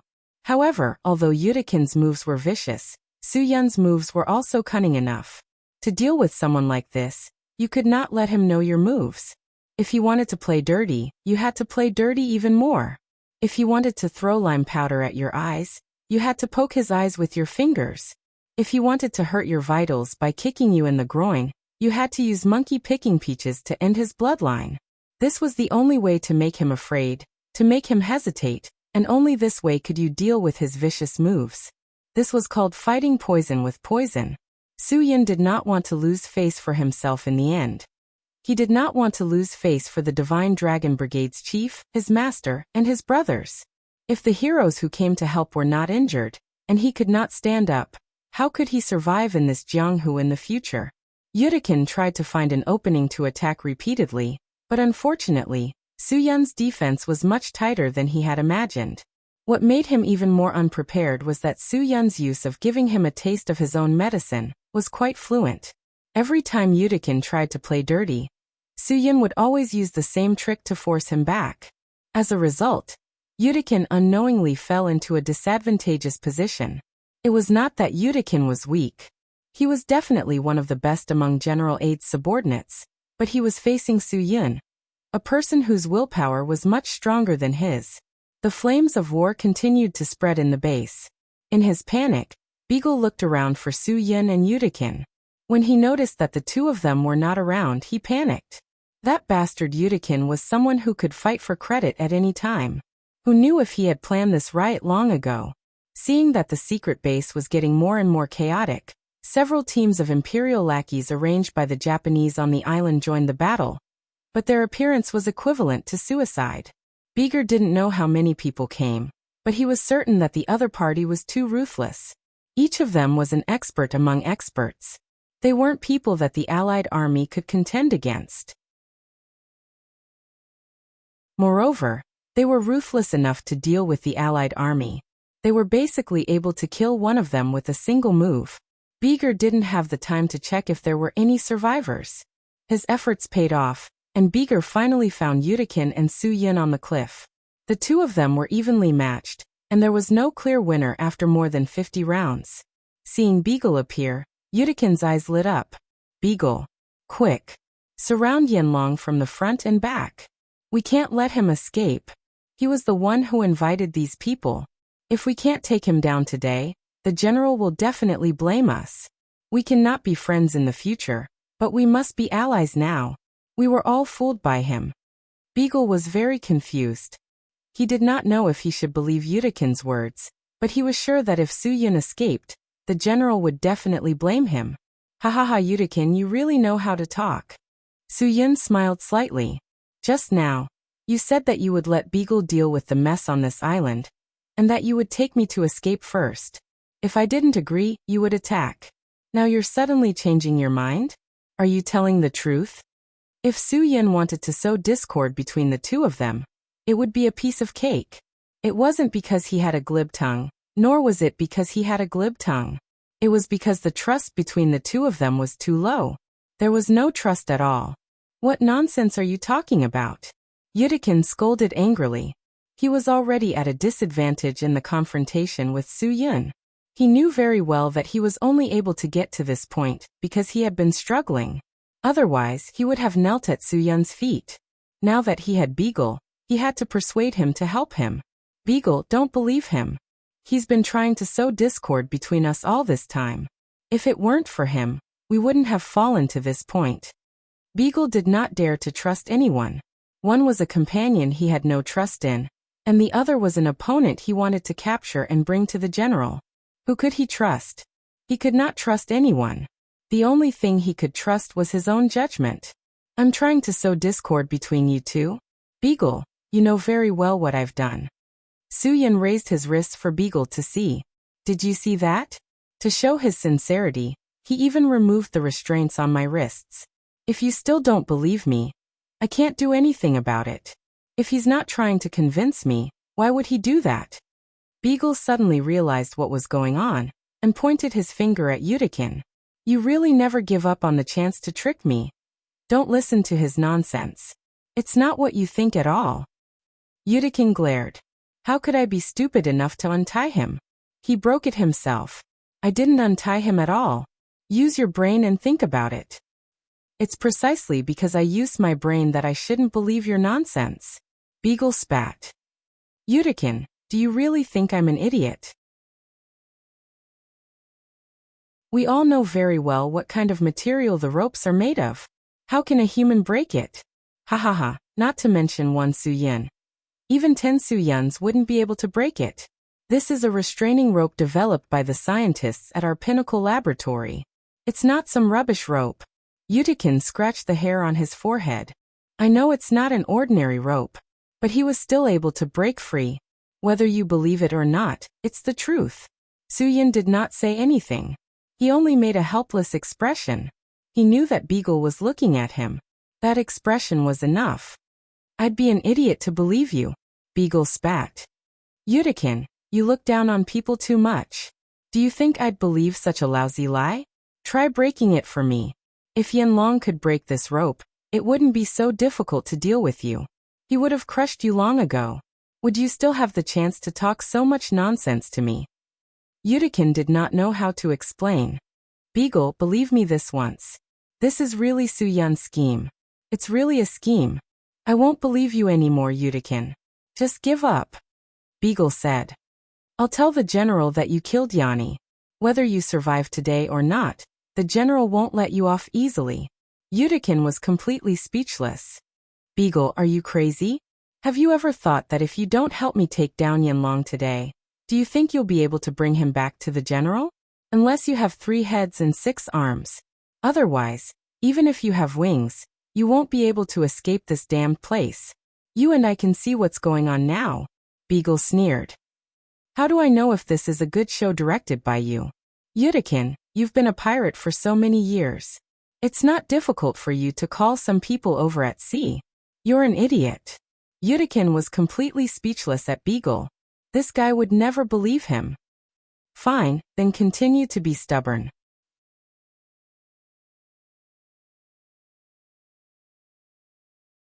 Chapter 1463. Bigger did not think that he was being stubborn. He felt that he was trying to stop Yudikin's crazy actions. No matter how you explain it, it's still far-fetched. Stop it now. Tell your friends to leave the base island immediately. They're not my people at all. They're all arranged by him. Yudikin snorted. Whatever I say now is meaningless to you. What do you want? Bring it on. But I'll make it clear first. When you regret it, you'll have to swallow all the bitterness in your stomach. Don't spit it out to disgust others. Suyin really did not think that a few words would cause the two of them to fall out. This completely proved that the other party's failure was due to their internal conflict. When there was no effective trust between partners and collaborators, there was no way to achieve the final victory. Originally, if the two of them attacked together, Suyin would have no chance of winning.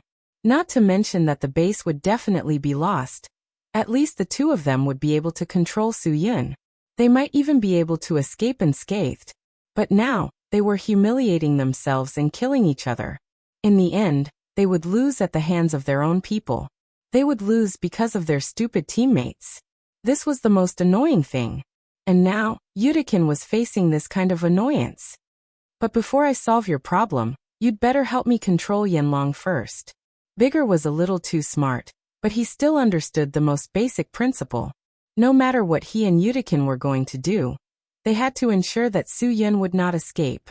Now that Suyun's hands were free, if he really jumped into the sea and swam away, they would not even have a place to cry. Hearing Bigger's words, Yudikin suddenly felt that this guy was sometimes very sensible. Bigger, I don't care who you think I am, but I admire your decision. As long as we can return to the general alive, all the credit will be yours. As long as you help me control Suyin, I don't want any credit. It's all yours. I promise. I swear. Don't try to charm me, Bigger said. I'm not in the mood to think about this now. You attack the left, I'll attack the right. We'll surround him from both sides. We can't let him take advantage of us. We'll talk about our business later. But remember, don't play any tricks. This is the last bit of trust one have for you. Yudikin, take care. Yudikin nodded. As long as Bigger stood with him now, he could do whatever he wanted in the future. At least for now, he could not let Suyun's plan succeed. He could not let Suyin escape. If he could catch him, everything would be an opportunity. If he couldn't, everything would be nonsense. Suyin had just found the trick to dealing with Yudikin, and he had not even had the time to subdue him. Now that Bigger had joined the fray, things were going to get tricky. Bigger, think carefully. After dealing with me, his next target will be you. Unless you can do as I say and restrain your hands, no one will listen to me. Although Beagle was a little too smart, he was not blinded at critical moments. He was very clear about what he should and should not do. Over the past few days, you've made me understand something. Even if there's no trust between me and Yudikin, we're still comrades.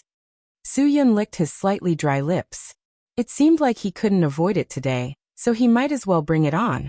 He couldn't afford to lose face. Since you've decided, then bring it on. 2 against 1. Is this what you special agents are capable of? Are you trying to bully us Huaxia because we're not men? Lin Ji's appearance had turned the situation upside down. He had followed Bigger up the cliff.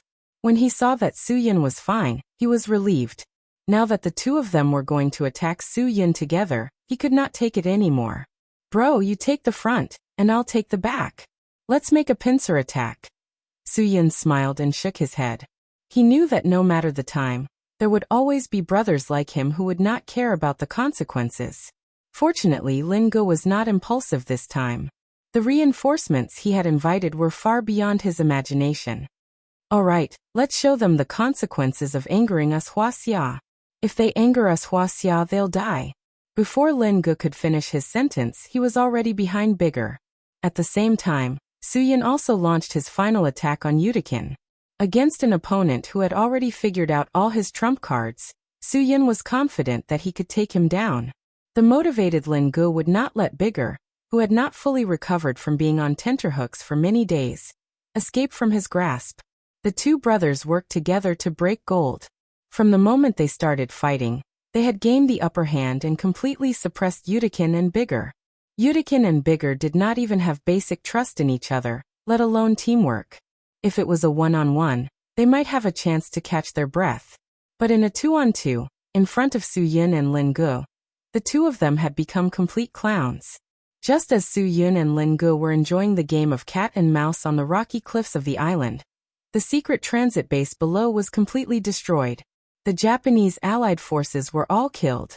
Only a few people managed to escape, and they were deliberately left behind to report back. As for the major general stationed on the island, he could not accept this cruel reality, and actually chose to commit suicide at the last moment. He could not accept the fact that a secret base was destroyed in his own hands. The command center and airport were burned down, and the explosion turned the entire sea red. The secret military base on the flat top of Japan had been completely destroyed. These soldiers had a backbone. Even if the major general committed suicide, none of them surrendered. Some ran away, and some waited for death. But no one touched them. It was enough that the base was destroyed. There were no murderers present, and they would not be taken as prisoners of war. This was because their goal was to destroy this damned place and then take Su Yun away. Doing this was enough. In the end, Judikin and Bigger also chose to give up. The two of them, who were completely powerless to continue resisting, just sat there on the rocky cliff. They watched all their efforts slowly fade away like gunpowder in the air. Perhaps they had really chosen the wrong opponent. Perhaps the general really should not have provoked this guy. Pigeon, how did you manage to invite someone like Lightning Lingfeng here? Su Yun and Lin Gu could finally rest. Su Yun finally had the chance to ask the question in his heart. If he did not clarify this matter, Su Yun's curiosity would not be quelled. Lin Gu laughed. Brother, you think too highly of your brother. How could I have the ability to invite gods like the 5 great war gods here? I can't even contact them. 5 great war gods? Su Yun was stunned. Could it be that not only Lightning Lingfeng but also Thunder Onan, Hurricane Empty Mountain, Blazing Sun, and Howling Waves Dong Hai were all here? Su Yun's jaw almost dropped when he heard Lin Ji's words. Lin Gu said that he did not have the ability to contact these 5 people. That was for sure.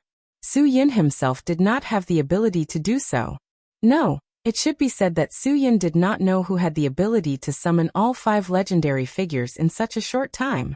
Could it be that they had gathered all 7 Dragon Balls? Otherwise, how could it be possible? I knew you would be very surprised, Lin Gu said. Calm down and think about it. Who among the people you know has the ability to do so? This question is too simple. Su Yun was stunned.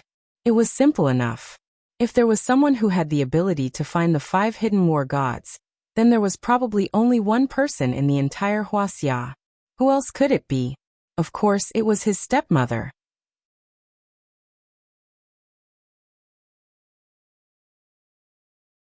Chapter 1464.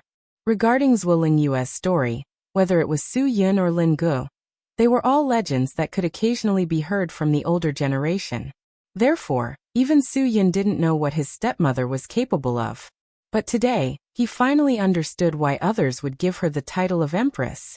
In the 5,000 years of Huaxia, there was only one explanation for the title Emperor. Emperor, Emperor, Emperor, Emperor. When a person's moral cultivation reached the same level as heaven and earth, and was in harmony with heaven and earth, that person would be called an emperor.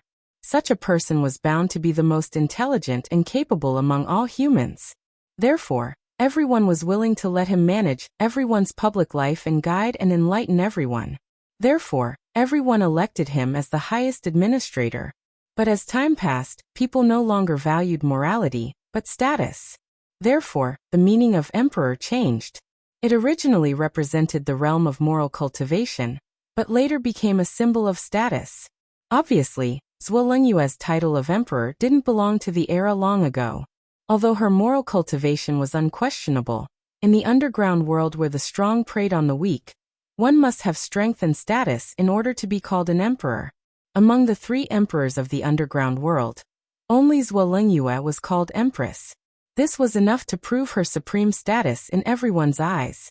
After so many years of disputes in the underground world, there was probably only one person who could be called "no one dares to disobey." Needless to say, everyone clearly knew who it was. It was only Zhuolingyue. 5 people who were known as the strongest god of war in the underground world 10 years ago. Apart from Empress Zhuolingyue, who else could dispatch them? Who didn't know the tempers of those 5 people? Not to mention dispatching them, if one didn't have any status, it would be hard to even beg for a meeting.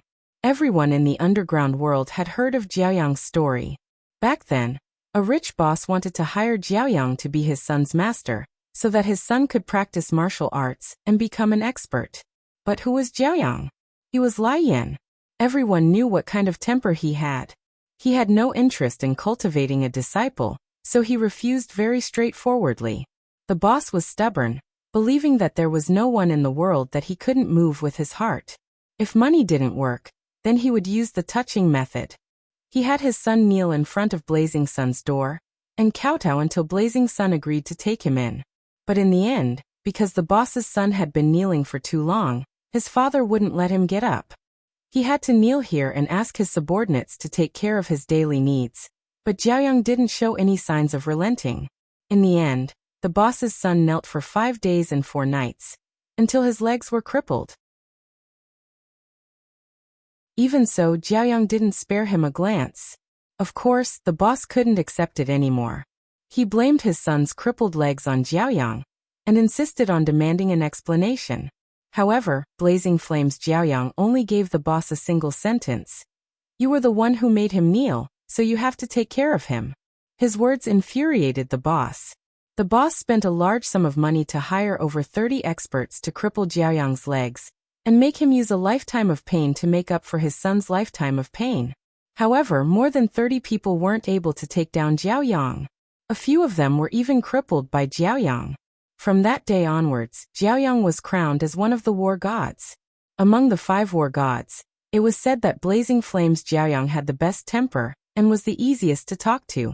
The others were even harder to talk to than him. It was obvious that the 5 war gods weren't people that anyone could invite out just because they wanted to. Moreover, Blazing Flame's Jiaoyang could have easily saved Su Yun.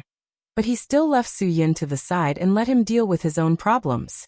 No one would believe that Blazing Flame's Jiaoyang's brain wasn't strange, and that there was nothing wrong with his actions. Each of the 5 war gods was harder to understand than the other. The only thing that was publicly acknowledged was their strength. The difference between their strength and that of the 3 emperors was almost negligible. Some people also said that the 5 war gods were completely capable of fighting the 3 emperors one-on-one. However, these were all legends after all. No one could tell if these stories were true or false. Some things were always more interesting when they were mysterious. Ever since the 3 emperors went into hiding, the 5 war gods had also faded out from the underground world. One must know that they hadn't reached the age of retirement yet. There must be a special reason for them to fade out from the underground world. Today, these 5 war gods had appeared on this secret island at the same time. Apart from the Empress, no one else could have done it. In the entire underground world, in the entire Huaxia, and in the entire world, only the Empress Zhuolingyue could have done it. The 5 war gods definitely wouldn't give such a big face to anyone other than the Empress. Su Yun patted his head. When he saw Blazing Flame's Jiaoyang, he should have thought that only Zhuolingyue could have done it. "Brother, you really don't know what kind of situation this is. I've never seen such a big scene in my life," Lin Ge said. After knowing that Old Man Wan wouldn't arrange for the brigade to save you, Xiaoya braced herself and contacted her mother. This time, the small Guqin island was really shocked. The Empress is indeed the Empress. She arrived at Guqin Island the next day. Those experts that appeared one after another at night really confused me. I didn't even deserve to carry their shoes. Really, I really have to give it to them. They're too influential. Other than the 5 war gods, there are other people. Su Yun opened his eyes wide. No wonder that base was destroyed so easily. Wasn't Zhuolingyue's actions a little too exaggerated? You didn't believe me when I said it. Lin Ge was still very excited as he talked about it. All sorts of immortals and freaks have appeared. No matter if they've washed their hands in a golden basin, or if they've been in hiding for many years, they all appeared when they heard the call. The movie hotel almost exploded. However, she only kept 20 people and dismissed the rest with an understatement of go back. Those who left didn't complain at all. All of them respectfully said, "If there's anything you need us to do, please let us know at any time." Listen to this, listen to this. Soo-yun really felt that this was a little exaggerated. "You're not bragging, right?" "I'm bragging?" "Brother, go back and ask around. Let's hear who can tell me differently. Do you know how strong that aura is? Even I can't bear it. Xiangzi and the others are always running to the toilet because of that aura." Linga said, "Let's go and take a look now. I guarantee that you will be scared by those who came with me." Perhaps all of this happened too fast. When Su-yun and Linga went to see Zhuolingyue, half of those who were sent by Zhuolingyue to help her had already left. They all followed Zhuolingyue's orders and quickly evacuated after destroying this damned base. This matter would forever be buried in their stomachs and couldn't be told to anyone. Everyone acted as if nothing had happened. When Su-yun and Linga found Zhuolingyue, Onan was bidding farewell to Zhuolingyue. Thunder Onan was a guy whose reputation was even more resounding than Lightning Lingfeng. Su-yun really didn't dare to believe his eyes. Zhuolingyue didn't pay attention to Su-yun when she saw him coming. After greeting those who left, she also signaled Su-yun and Linga to prepare to board the ship and leave. This place wasn't suitable for them to stay for long. However, Su-yun couldn't leave yet. "Auntie Zhua, I still have some things to deal with. Can you give me a few minutes? Do you want to have a chat with that so-called general?" Zhuolingyue spoke to Su-yun for the first time. "You really have the same moral character as your father. Okay, I'll give you some time. Hurry up. I'm afraid that the Japanese's cruiser will arrive soon. If you don't want me to cause more trouble for you, you can delay as long as possible. I don't care. Just don't spoil the so-called righteousness of you stupid soldiers." "Thank you." Su-yun grinned and quickly rushed to the command center. There was a video satellite phone inside. Lingo also rushed in after Su-yun. At this time, Lightning Lingfeng also came to bid farewell to Zhuolingyue. "I'm leaving first. This brat is indeed that man's son. He's a moldable talent."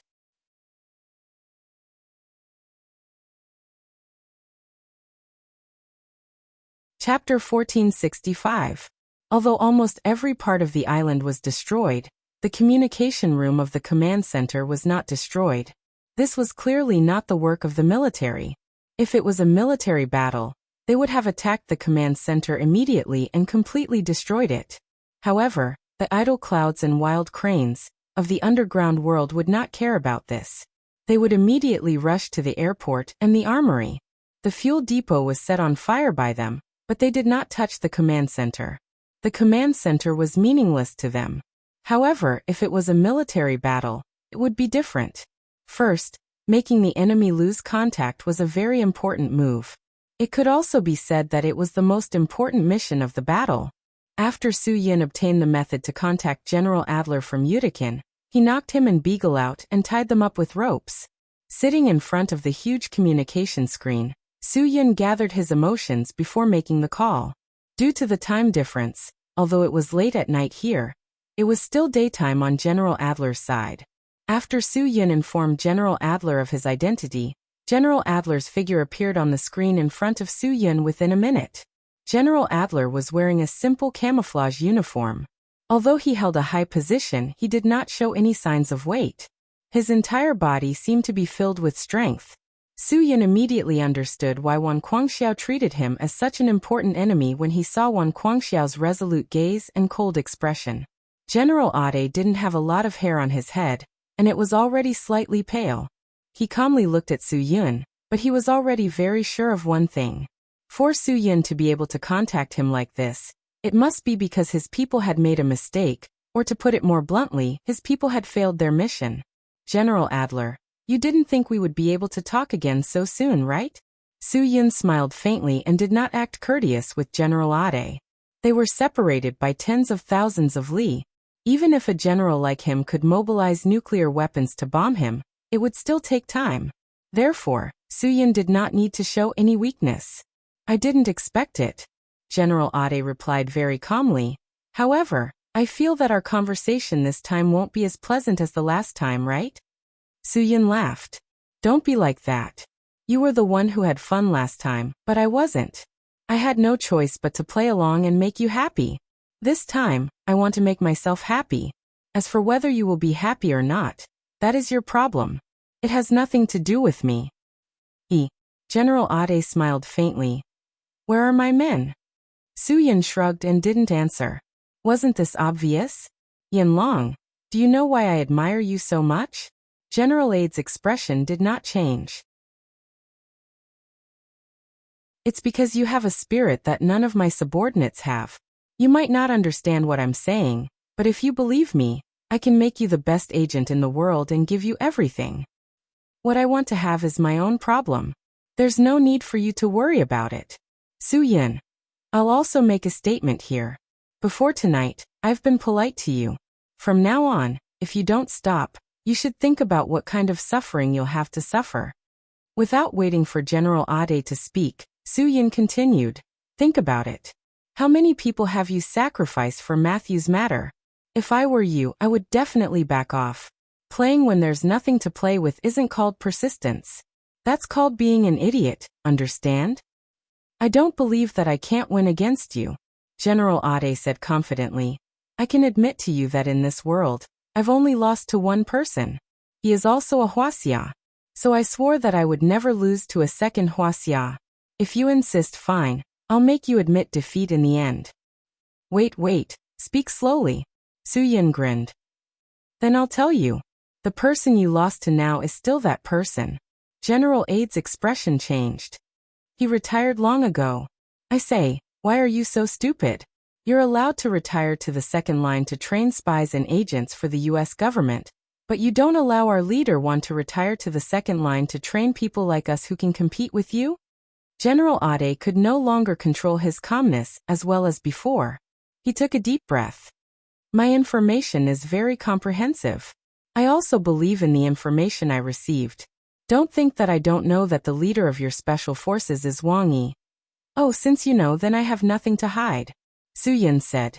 Your Marika is really too shameless in this regard. What eavesdropping, monitoring, and espionage. There's really nothing to be proud of about these shameless things. But I'll just tell you openly. So what if you know about it? I'll also tell you. Not only do I have Wang Yi above me, I also have one Guangxiao who will make you unable to raise your head for the rest of your life.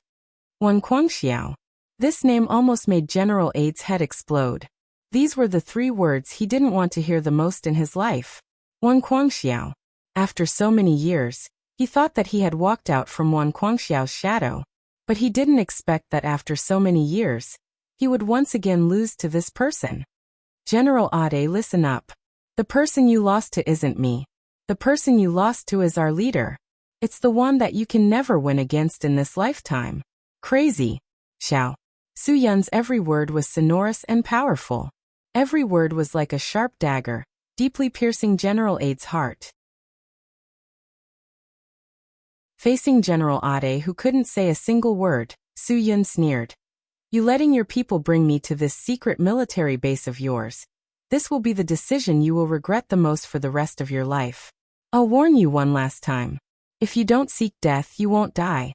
With a bang, the coffee cup in General Ade's hand was crushed. The coffee spilled onto his pants, but he didn't care. His fingers were cut by the broken porcelain, but he didn't feel any pain. He just let the blood and coffee stain half of his palm. That's enough. Don't sulk on your own. You're the one who caused all these troubles. Suyin. This island of yours, I'll remember it. If you want to use it in the future, even if the Japanese agree, you have to think carefully about whether you can continue to use it. Do you understand? General Ade really couldn't tolerate the provocation of a junior. But just as he was about to explode, Suyin suddenly picked up the chair under his butt and smashed it onto the big screen. After a crackling sound of electricity, everything was over. Bro, you're awesome. Lin Ge gave him a thumbs up. This old foreigner doesn't know what's good for him.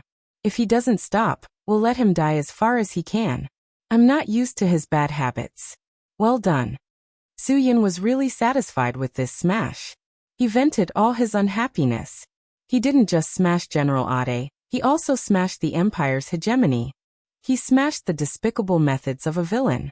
A country was like a person. Once a person got used to being strong, he would feel that everyone should give in to him and listen to him. But when someone really came out to teach him a lesson, he would understand that his bad habits were caused by being spoiled. His sense of superiority wasn't something he was born with. Pigeon, let's go. I haven't thanked Auntie Zwa properly yet. Soo-yun said calmly. We should leave this place as soon as possible. This is a dangerous place. The Japanese self-defense force should be here soon. I want to go back as soon as possible too. Everyone is probably worried. Linga nodded. There's a satellite phone on the ship. We'll contact them once we get on the ship so that they won't be worried. Especially, we have to tell Xiaoyi. Not only does she have to worry about you, she also has to worry about Auntie Zwa. Soo-yun nodded. Before the two of them left the command center, Soo-yun saw a Zippo lighter on an office table. She lit it up and threw it into a machine that was emitting sparks. Not long after they left the command center was set ablaze. The feeling of setting a fire was quite satisfying. Soo-yun's stomach full of anger had completely disappeared. You're tuning in to the Earbook Haven YouTube channel. Don't forget to subscribe and join us on this journey to catch the most captivating stories.